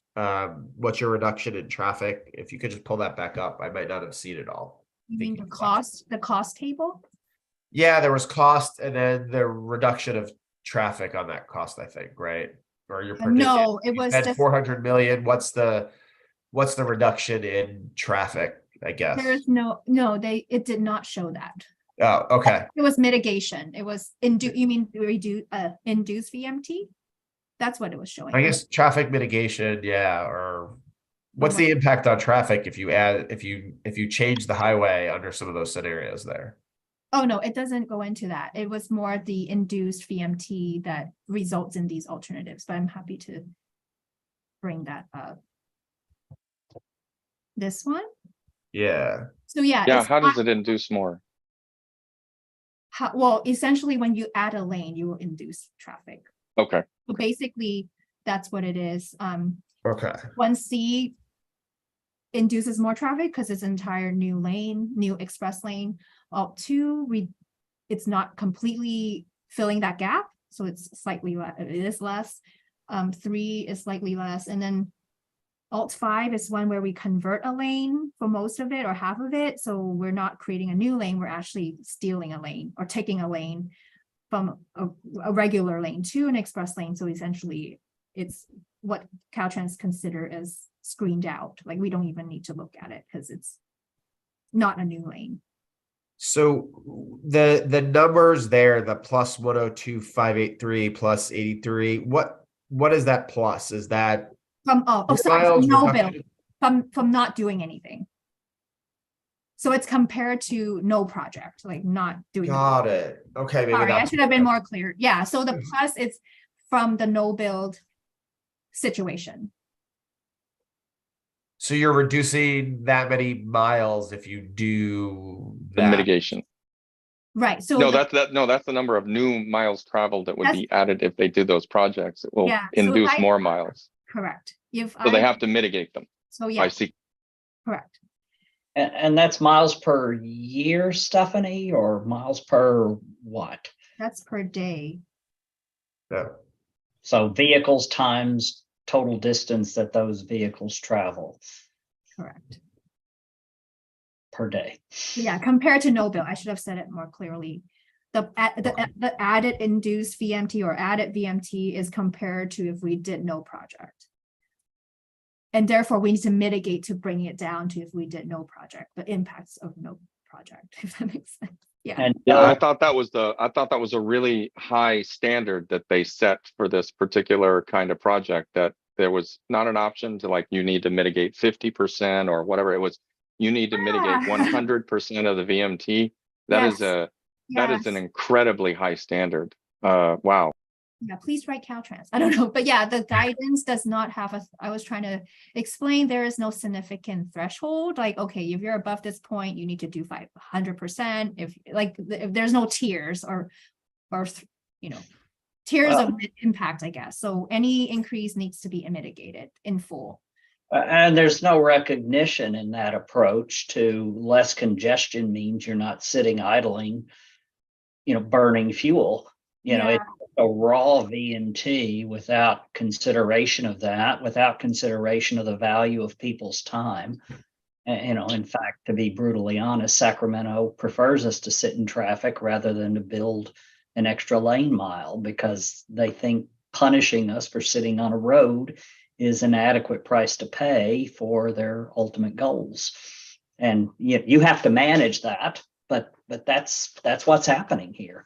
All right. Well, thank you, Michael and Ed, for helping me ask the dive in there. And so, Stephanie, yes, it was just helpful because I think when you were going through, I didn't catch all of that. So now I understand it a lot better. So thank you. Rosa, do you want to ask your question? And then I know it's getting late in the hour here. So. Okay, well, maybe that answers my question. Hello? Hi. Maybe that answers my Yeah, question. you're here. Okay, I just wanted to make a comment that I guess if we're going to spend money, we should. You asked a question, Jared, earlier about the express lane exiting on Ignacio, and I really like if you're an express lane, the express lane should exit into another freeway. Like you shouldn't have to. Like I like on the 37 when you're on the 880. If you're on the express lane, you exit to the 237 from the express lane. So that really helps with congestion. So if we could improve this corridor, I'd really love to see the express lane exit from the 680 to the 4 or the 242 express lanes should exit to other freeways. That's what I'd like to see as a citizen. I was in Miami. They did that where it ended up being a whole project, but they raised the lane for the expressway, and you traveled over two of probably at the time at least the worst interchanges in the country. And by going over it, I know that's not such an easy project here, but by elevating those cars, and they were able to get through that without getting stuck in traffic, and it alleviated the traffic. So good point, Rosa. Anybody else with comments or questions? I'll make a quick comment, just that I appreciate the presentation. I thought it was a great summary of the options that have been considered here. And it's nice to get an understanding of how the costs are estimated. So thank you, Stephanie. Thank you. Thanks for having me here, and yeah, happy to come back when we have more information to go over. Okay. And did you have a quick question, or I know we have another item on the agenda? No, I was just clapping. Sorry. Oh, okay. Couldn't tell there. All right. So, am I in the right spot, Terrian, if I say the next information item will be introduced by Matt Kelly? This is the Contra Costa action plans and countywide transit plans. Yes. Okay, Matt.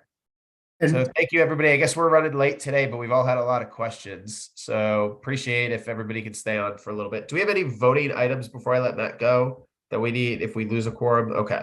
So We don't. Matt, please. And thank you, Chair Ashton. Because of the late time, I do want to offer you the option of me tabling this item until the next meeting. It is an information item, so I could always come back with this item and we can spend a little more time on it. But I'm also willing to charge through it tonight. But I know we have some things we'd like to mention under staff comments or other business tonight regarding. How long do you need for your presentation, if not including us comments and questions? And It's got about 20 some odd slides, so it's going to take a bit of time. So I'm open to either. Jackie, how busy is our next meeting? It's scheduled for April 20. How busy? Sixth, I think. Oh, so we do have 2 checklists coming at the next meeting. So it would be, we could do 2 checklists and this presentation if that's.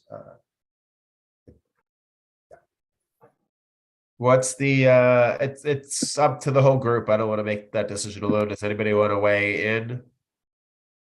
I think you're looking at, it's going to be 30 minutes of presentation, and then it's really up to how many questions come I about think it. I can keep the presentation to 15. All right, so I'm getting a sense we should do it, right? Everybody wants to hear Matt do this. I'm getting some head nods. Anybody object? All right, Matt, let's go. Let's bring it. Thanks for staying late, everybody. All right. Thank you. I'll try and make this as fast but informative as possible. So I'm here to talk about the action plans and the countywide transportation plan. For those of you that were on this committee a year ago, we brought an update to you when we were just kind of getting going on the action plans. So we're back now to give you an update of where we're at. So the action plans, for those of you who are new, there are 5 of them. We started updating them in late 2021. They build into the countywide transportation plan, but I'll get into that in a minute. The goal is to, for this round of action plan updates, was to really come up with some big, bold ideas, new ideas, different way of doing things to enhance our transportation network. New emphases this time around. We last updated them in 2017. So since then, we've had the whole vehicle miles travel metric that changes the way we do business. We wanted to broaden the lens to all the modes of transportation and not just roadways, and focus on the ideas of equity, safety, and climate change. So those are all new this time around. And to really build off of the 2020 transportation expenditure plan that we developed that looked at innovative technologies, a holistic multimodal approach to transportation, and looking at corridors as an integrated, the idea of looking at the entire corridor, not just the freeway, but the parallel roadways, bikeways, pedestrian networks, and transit networks when we're looking at corridors. So I'm going to go into full screen mode here. So the action plans are really how we implement the growth management program, and that's a area you guys have a strong role in, is making sure folks are compliant with the growth management program. The action plans really lay out the tenets of the GMP at the local level on the local roadways and transitways and active transportation facilities. So they try and address the current issues. They establish quantifiable performance metrics. We call them regional transportation objectives. They identify the routes that these should be applied to, and really give the growth management program metrics that the locals have to comply with. And as I mentioned earlier, we expanded our transportation service objectives to address all modes and these new ideas of safety, climate change, and equity and technology. So prior action plan accomplishments include all these projects that have happened since the last action plan update, including projects like the BART extensions to out in East County, the Caldecott Tunnel fourth bore, and completion of the Iron Horse Trail. Then we have some countywide projects, paratransit around the county. That's service for our elderly and disabled folks. The testing of autonomous vehicles out at Gomentum Station, that came out of the action plans. And then Charge Up Contra Costa, our EV readiness program, and some other things that you see listed here. So about a year ago, last spring, we did a lot of public outreach to promote the action plans. We established a project webpage. We did an online survey on that webpage, and we did 13 pop-ups around the county. And those pop-ups were really to try and meet people where they're at and not expect them to come to a meeting about something they didn't know a lot about. What is an action plan? So we showed up at farmers markets and BART stations and some bike rides in West County to really just ask people what their needs were for transportation and what they thought about the transportation system, looking for their bright ideas. And I think we met a lot of people that wouldn't have normally come to a meeting. So those were really good. And then we had 6 virtual workshops. Those we had people show up, but not really to the extent of the people we talked to doing the pop-up events. What we heard, people want improvements to BART, better access, better cleanliness, more frequency. Things you've heard probably at this meeting. They want improvements to the active transportation network. You've definitely heard that. Safe facilities for our bicyclists and pedestrians. And you heard that at the beginning of this meeting. So maybe he was here for the action plan item. Either way, I think we heard his message, and I think it's addressed in the action plans. So improvements to lighting. You've heard that here. We heard that from the public. Light our trails so they can be used in more hours. And then improve ADA accessibility. That's mostly for pedestrians and our seniors. And then, do something around our schools, make our access to our schools safer. So now I'm going to walk you through what our action plans actually look like. They were all linked in your packet, but we are going to have them all posted on a website, so you don't need to hold on to those PDFs. So there's 5 action plans. They all have the same structure. I would say look at the action plan of your choice, the one where you live, or the one where you work, or the one where you travel, but they all have a general consistent theme. They all have an introduction which talks about Measure J and the growth management program, the purpose of the plans, and a lot of that, what I just went through, talks about the public engagement and talks about those transportation objectives that we want to have for all 5 action plans. Oops, my title is a little big there. So chapter 2 talks about the current conditions, trends, and travel patterns.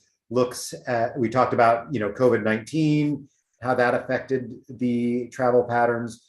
We look at population and employment, and including future population and employment. So what's going on in year 50. Looked at and then established those safety, equity, climate change, innovation, non-modal topics and what those look like. And I'm going to go to chapter 3. That's where we really set out vision, goals, and policies for each action plan. And those are different for each part of the county. Each part of the county has a different flavor, and that's where that's reflected. Chapter 4 really dives into the roots of regional significance for all the modes. We created maps that really are generalized maps. They're not supposed to show every route, but they're supposed to show kind of multimodal corridors. And so I'm going to show you that now. This is, we have an individual map for each action plan, but this shows the countywide map. So you see these kind of corridors, and those color-coded lines show the mode, that we foresee using those corridors. So some corridors aren't, only have certain modes, like Marsh Creek Road doesn't have freeways, and neither do Moraga Way and Moraga Road corridors, and San Pablo Dam Road for that matter. But we tried to incorporate all modes that would be using any given corridor into these maps, but didn't call out every single, like North Main Street isn't called out next to 680. It's part of the 680 corridor. So chapters 5 through 11 focus on the modes, transit, active transportation, which is bike and peds, the roadways, which includes arterials and freeways, and then those topics of safety, equity, climate change, and innovation and technology. We talk about the transit objectives, and we've come up with these objectives or metrics that we use to measure the conditions in each action plan. So what share of commuters are using transit? How are people getting to and from BART? What does the average transit trip look like in Contra Costa or in each sub area? And how many people have access to high quality transit? That's frequent transit like BART, or like the 72 buses on San Pablo Avenue, which come every 10 minutes. And same for paratransit. We looked at active transportation measures. How can we look at active transportation? And so we're looking at the mode share again. Mode share is very important. Is it growing over time? We look at the low stress network. How much of our low stress network is built out? And the low stress network is basically protected bikeways that everybody feels comfortable using, not an arrow on a road or just a sign on a road that says bike's okay here. We want actual protected networks that you take your kids on or send your grandparents on. And then how many trail crossings are unprotected, and how can we improve that over time? And then we look at the roadways, the delay index, which is basically how much delay are people facing versus free flow speed. And then looking at that old, it's now old school, looking at level of service, but it still does give us an idea of the impacts at a very local level at intersections and on roadway segments. And then we look at safety. KSI is killed and severely injured. So where are those collisions happening? And how many are involving bike and ped modes? And then how many of them are happening around schools? That's really important for people to understand. And then equity. So really focusing on the equity communities. They've been called communities of concern in the past. And so how many of these collisions are impacting those communities, and how much of the low stress bike network has been built out there? And then really looking at how many jobs are accessible by a 45-minute drive or a 30-minute transit trip from those communities versus other parts of the county, and their access to high quality transit. And then climate change, we're looking at the mode share of, single occupant SOV, single occupant vehicles versus carpools. Is the carpool mode share growing versus single occupant vehicles? And how is vehicle miles traveled growing? And also greenhouse gas. That's the one that impacts people. They're breathing in the air. And then looking at the growth of zero emission, the hybrid and electric vehicles over time. And then the innovation and technology objective was really to improve the signal interconnection around the counties. So the streets and signals are talking to each other, so the signals see the pedestrians and the bicycles and the transit, and they're all talking to each other, and hopefully making for smoother connections for all modes, including the autos. And then and you guys got 26 million for that. We did. And then looking at financial outlook, what would it cost to implement all of this, and what funding is in place. And chapter 13 of each plan talks about the notification. So when a project comes in and may be impacting a downstream route of regional significance or transit or bike trail, how are they notifying the downstream jurisdictions? And and what does that process look like? So there's a whole process for notifying and then addressing those impacts downstream. So that's a big part of the growth management program, something that doesn't exist in any other county in the state, the requirement. And then here's just a look at the actions of the action plans are actually projects to address all these. So we've come up with dozens, if not hundreds of actions to address all of these in the 5 action plans. So this is really just kind of looking at how many we've come up with across the board. You'll have to actually go into the action plans to look at those specific actions and projects, and they include projects and programs. So now I'm going to talk about the CTP update, which is the next step after the action plans. And I will let you know we have draft action plans from around the county, and those have all been sent to CCTA as of last month. So CCTA will now take those 5 action plans and start with the CTP update, where we stitch all those together and really build off of those for a countywide vision. So we think it'll take us through 2024, 2025, about a 1.5 year effort based on when we start later this year. It'll build off of, like I said, the action plans and prior countywide plans, and as well as existing efforts that we're working on right now. We hope that it will modernize and build on the existing work we've done to meet the needs of the transportation network, but add new components like the equity and the innovation and things like that. And we will be preparing an EIR as we move forward. So here's just kind of a look at the flow of the plan. I'm not going to get into detail on this, I'll go into some detail on the next few slides, but it's really just kind of walks you through the flow, that we've got some work to do before we have a final CTP, but that we have a process for that, and it does include that EIR process. So one of the first things we want to do is have some of our consultants that we have on our bench work on some policy papers that will really help us understand some of these tougher concepts. Some we've already worked on, some we need to start working on, but these are kind of some of the topics that we think we should be working on, but this is not an exhaustive list, and we're always looking for ideas of other topics that we really need to understand before we can build a plan around.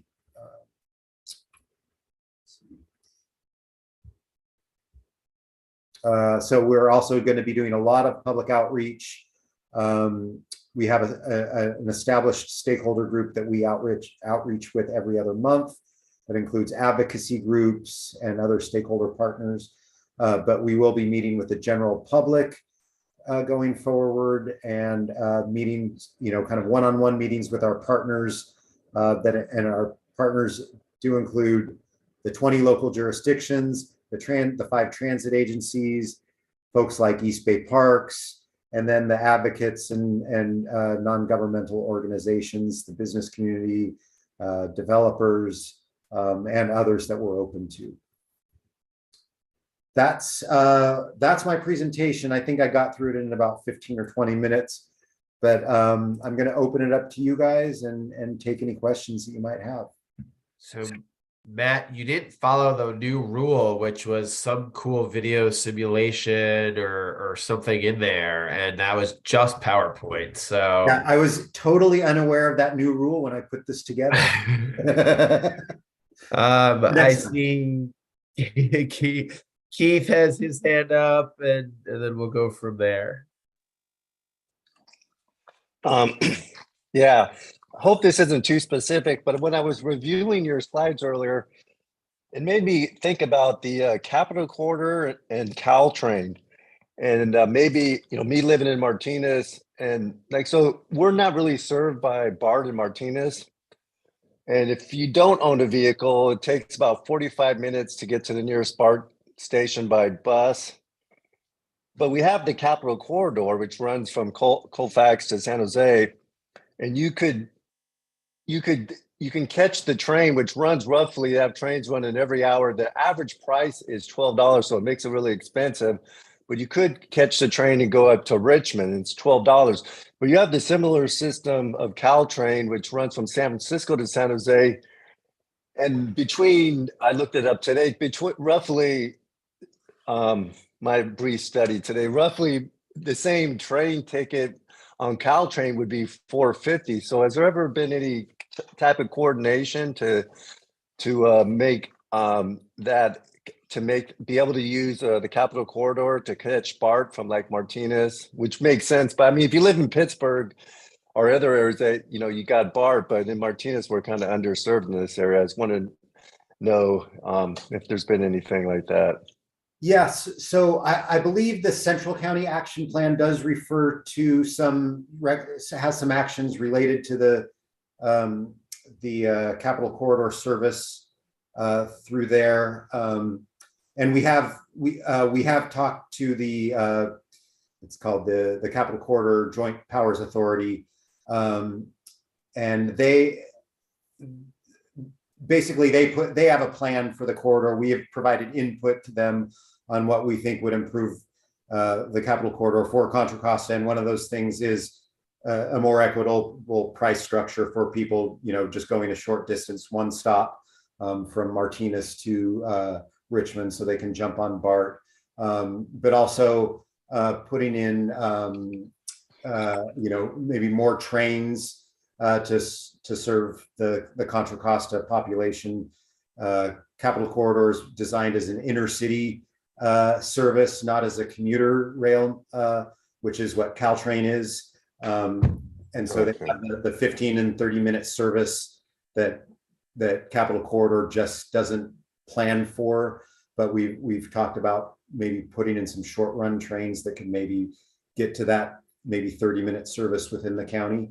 And we're also working with the San Joaquin Powers Joint Power Authority, which runs the San Joaquin trains that go through Martinez but go out to Stockton and then down to Fresno and Bakersfield, because there's a new station being built in Oakley, and we want to have the ability for those trains, which are even less frequent, to be used for commuter service. So someone could jump on a train in Oakley and get to Oakland for a morning meeting.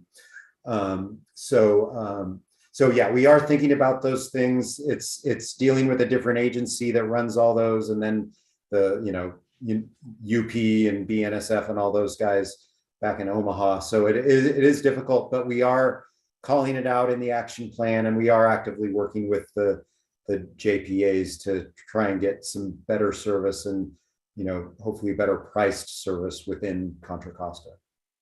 Well, yeah, because I was looking at the pricing structure, and it seems like the trains that the Capital Corridor trains are all $12, but the other ones, the ones that run infrequent, I might be wrong, but they were like $6. And it's really nice, you know, way back when they redid that, because it never was a good connection from the train station to BART. But when they redid that Richmond BART station, it's actually really smooth. I've done it before going to the city, but I just could see that if you were low income, well, or just any income, if you're going to pay $12 a day. But I'm just, when I see like $6, even if you can't make it more frequent, just to make it $6, then that gives people an option, because that's like, okay, that's kind of doable. It makes it really expensive day to day, but so I know, I'm just curious, maybe they could study why some trains are $12 and some are $6, and the average is $12. Just if you look at it, like I said, runs every hour from what I was looking at. Most of the trains are $12, and every once in a while a $6 one pops up. So yeah, that'd be nice if they could take a look at that. Maybe Matt, on our future agendas, it sounds like there's two different trade groups, but it would be good if they hear from their representatives, hear from our group and people like Keith, who are, I'm not experiencing that where I live, but people like Keith are. And so maybe we could get some of them to come in here, or if they're presenting somewhere else in CCTA, you could notify us in the future. I was just going to ask Jackie or Terry Ann, could you send out the links to the regional plans to all of us?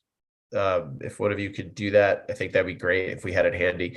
I know Ed's hand was first, but we've heard a lot from Ed tonight. So I want to hear from Kent first, and then maybe Patty, and then Ed in that order. So Kent. Yeah, I just had a question. When I looked at the old action plan, I guess it's still the current one, I would go to the appendix and look at the summary of the actions, and the individual cities in the current plan are listed. So I'm from Pinole, so I would scan through it and look for actions where Pinole had some role. And I found that really helpful. But when I'm looking at the West County Action Plan, and I guess they're all the same, but when I look at the summary of actions, and it just, instead of saying individual cities, it just says responsible West County member jurisdiction. So it's harder for me and Pinole to look and see which actions should Pinole be focusing on. Yeah, we had a lot of feedback when putting that together from the jurisdictions. They were reticent to be called the lead agency, because that means they're paying and you know, paying for and building the project. And in a lot of cases, it's different. They may not be the implementing party or the funding party. So I would say look for anything under participating agency. If they're listed as participating agency, they are involved in it. They may be involved in the planning or the coordination of it, but they just may not be the funder or the actual implementing agency. But does it say anywhere in the current plan? It's easy for me, say, to just do a search for the word Pinole, and I see all the actions that are associated with Pinole, and then I can advocate for that in Pinole. But it's harder here. There's a long list of actions for West County, and most don't apply to Pinole, and some do. And I want a way to see what Pinole should be focusing on so that they could comply with this action plan. So you're saying we're, instead of saying member jurisdictions, to list out Pinole? Yeah, so it's easy for a city. I'm looking at the West County Action Plan, and there's, I don't know, a whole bunch of them. But if somebody's focusing on advocating for what should Pinole be doing to comply with these action plans, you have to go through the whole thing and figure out which ones are applicable to Pinole and which aren't. And in the current one, it lists this. It links which cities are associated with which actions, so it's easy to see what the city should be focusing on to comply with the action plan. Yeah, I definitely hear your point. Yeah, I'm not, cities would probably protest if we tried to go back to the last way. So I would just say anything that, well, one, if it mentions Pinole specifically, or if it says member jurisdictions, WCTAC member jurisdictions, then it includes Pinole. Yeah. So I get what you're saying. It would be easier to It's just not as, identify. yeah, I wouldn't change it now, but it's just not as easy to use for me and Pinole to advocate. To advocate. Ways Pinole could be compliant better with this. I hear you. And hopefully we can get them to report out better in their checklists that they've, refer to each one of those and make sure they are reporting out what they've done Yeah, for sure. as part of that. Okay, Patty? Yeah, hi. Matt, on your list of projects and what you're doing, I did not see State Route 239. I mean, Well, is it- 239 is not listed specifically because East County is not focused on the freeway. They are focused on the connector, the Okay. Byron Vasco connector. So they chose to focus on that project and to separate it from the big project in their action plan. So because they want the focus on what they want now and not a $750 million project that they may or may not want. So we do want you to know, as a Byron resident, that the Byron Vasco connector is included, just the full freeway is not. Okay. So we're still on the list. Yes, for sure. Okay, thank you. Great. Okay, Ed, thanks for waiting. Yeah, and I don't have much to say. I just wanted to comment to Matt that I was happy to see under the equity bullets, the what I consider somewhat of a different perspective that I always advocate for, which was the job access, jobs within 30 minutes of driving, jobs within 45 minutes of not just auto accessible, but then the 45 minutes via transit thing. And the one thing I guess I did want to say is, I know that CCTA thinks of itself in terms of projects where some concrete's poured, or it's a labor, it's a thing, whatever. But one of these pieces that I'm looking at in the back of my mind is, if you look at if there's some way to mine the data from the VMT models to say, oh, well, for residents in this area, or for residents in this area, the driver is, a grocery store is not in this area. The closest grocery store is, that far away. Or I guess what I'm trying to say is, if one looked at things from a VMT perspective and said, here are the big drivers in this area, this area, this area, this area. If we could just spend some of our money or time is money, labor, talking to, potential suitors for, groceries in certain areas. I guess what I'm trying to say is, economic development might be an equally powerful thrust for the CCTA.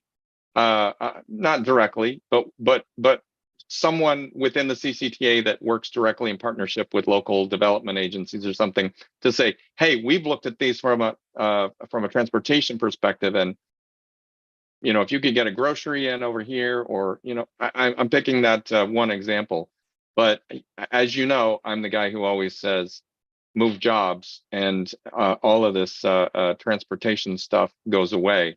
I'm just saying, I'm super happy to see this equity focus about, generating some metrics around how many jobs are within, quote unquote, a drivable distance. This is just super, super positive in my opinion. Yeah, just to follow up, we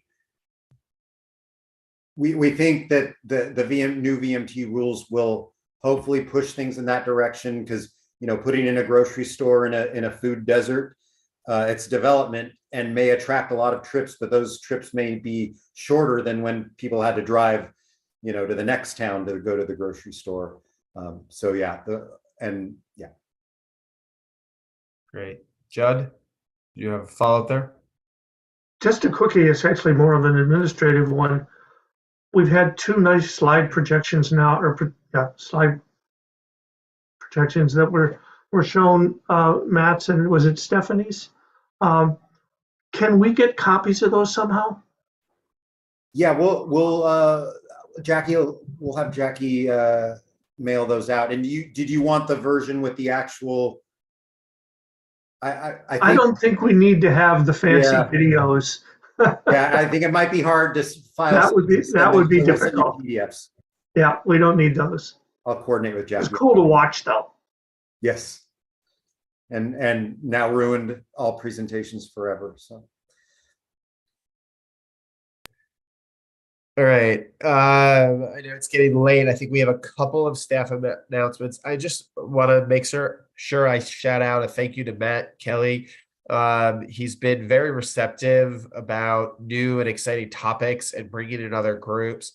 And I think you will see a theme over the next couple of months of outside of CCTA speakers coming in to us where we could sort of be that focus group like MTA on the express lanes today, right? Where we could weigh in on behalf of Contra Costa County and your respective cities and just learn about a number of exciting topics. So when Keith brings up the trains and I talk about bringing in the train entities in here, I want them to hear from our group and for us to get to learn about more of what's happening in and touches of the different transit in here. So I'm hoping that's helpful for everybody, but I really thank Matt for embracing those ideas and doing that work and coordinating the other people. I think it's added some value here. And thanks staff. You see a couple of emails going back and forth where I'm trying to recruit people for cities that we don't have representatives for. So please let me know how I can further help. I am trying to help everybody here not be more of a pain in the butt. So thank you for that as well. But staff, do we have a bunch of announcements? Chair Ash, I just wanted to put on record that we don't have any public comments or written public comments. Thank you. I forgot to ask in this late hour. Is there anything else I have to do before I ask for staff for their announcement? If anyone from the public would like to speak, please raise your virtual hand. From the public here? No. Okay. See that? Okay, so let's go to staff and member comments. Staff first, and then any members, raise your hand. Sorry, did you call staff first? Yeah.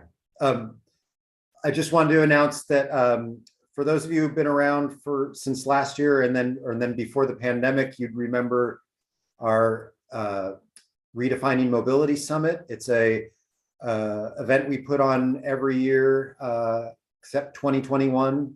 And it's in San Ramon at Bishop Ranch. It's really a kind of an international transportation forum where we have speakers from all over the country and around the world, as well as local.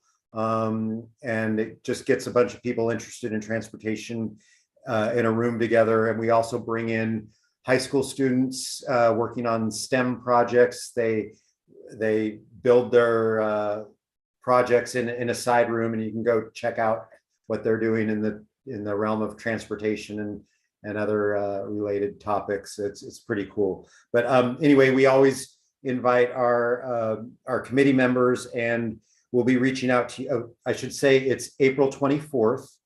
It starts first thing in the morning. We provide breakfast and lunch and goes through, I think, the early mid-afternoon. And Matt? Yeah. Sorry to interrupt you. It's April 18th.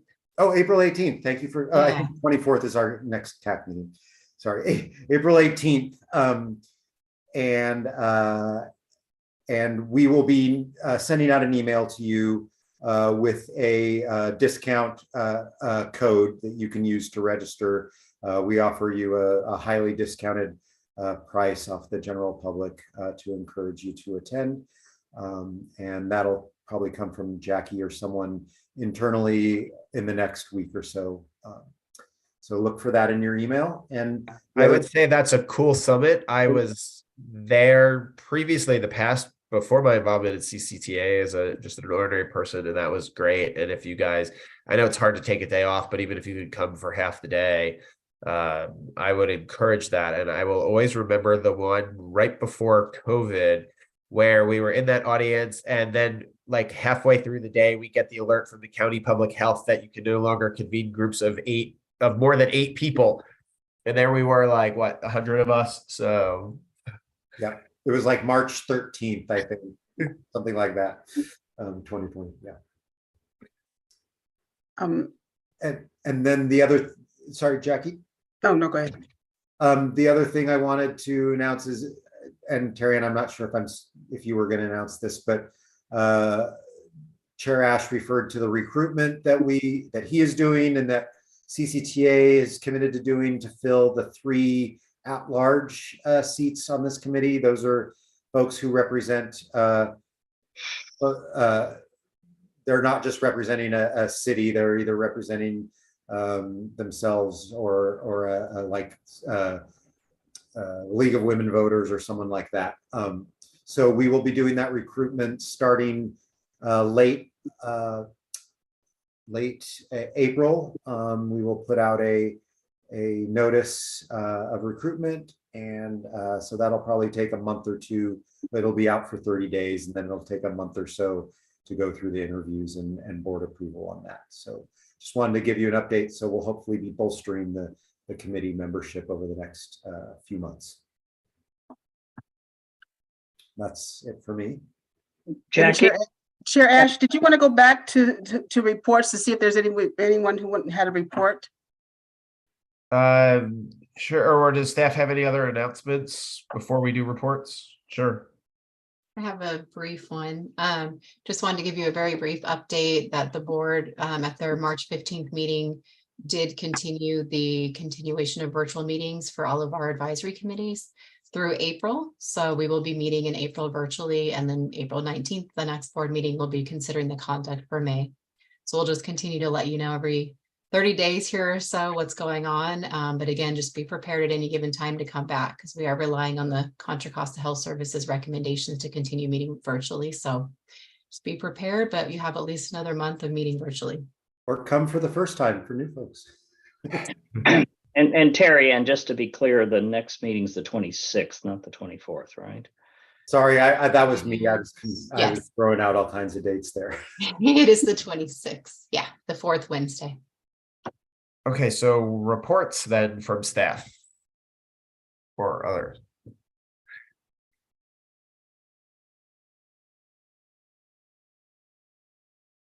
Jackie, did you have anything there? No, we don't have any reports. I just, I just wanted to try to. I gotta follow. ask. Yes. Okay, does any of the committee members have anything to announce, share? Going once, going twice. Awesome. Thank you everybody for being here for such a late night. The next item, I got to go through my checklist here. Hold on. The next item is correspondence and communications. There were no articles provided in the packet. Does anyone have a comments? Okay, future agenda items. If there are any topics that members would like agendized on the future agenda, please raise your hand. If anyone from the public is here and would like to comment on future agendas, please comment. And I did get notes from items mentioned by folks earlier tonight and received by email. Thank you. Great. Seeing none, that concludes our meeting. This meeting will adjourn at 8:36 p.m. Thank you everybody for staying late tonight. Appreciate everybody on staff and all the members' comments tonight. Thanks. Good night.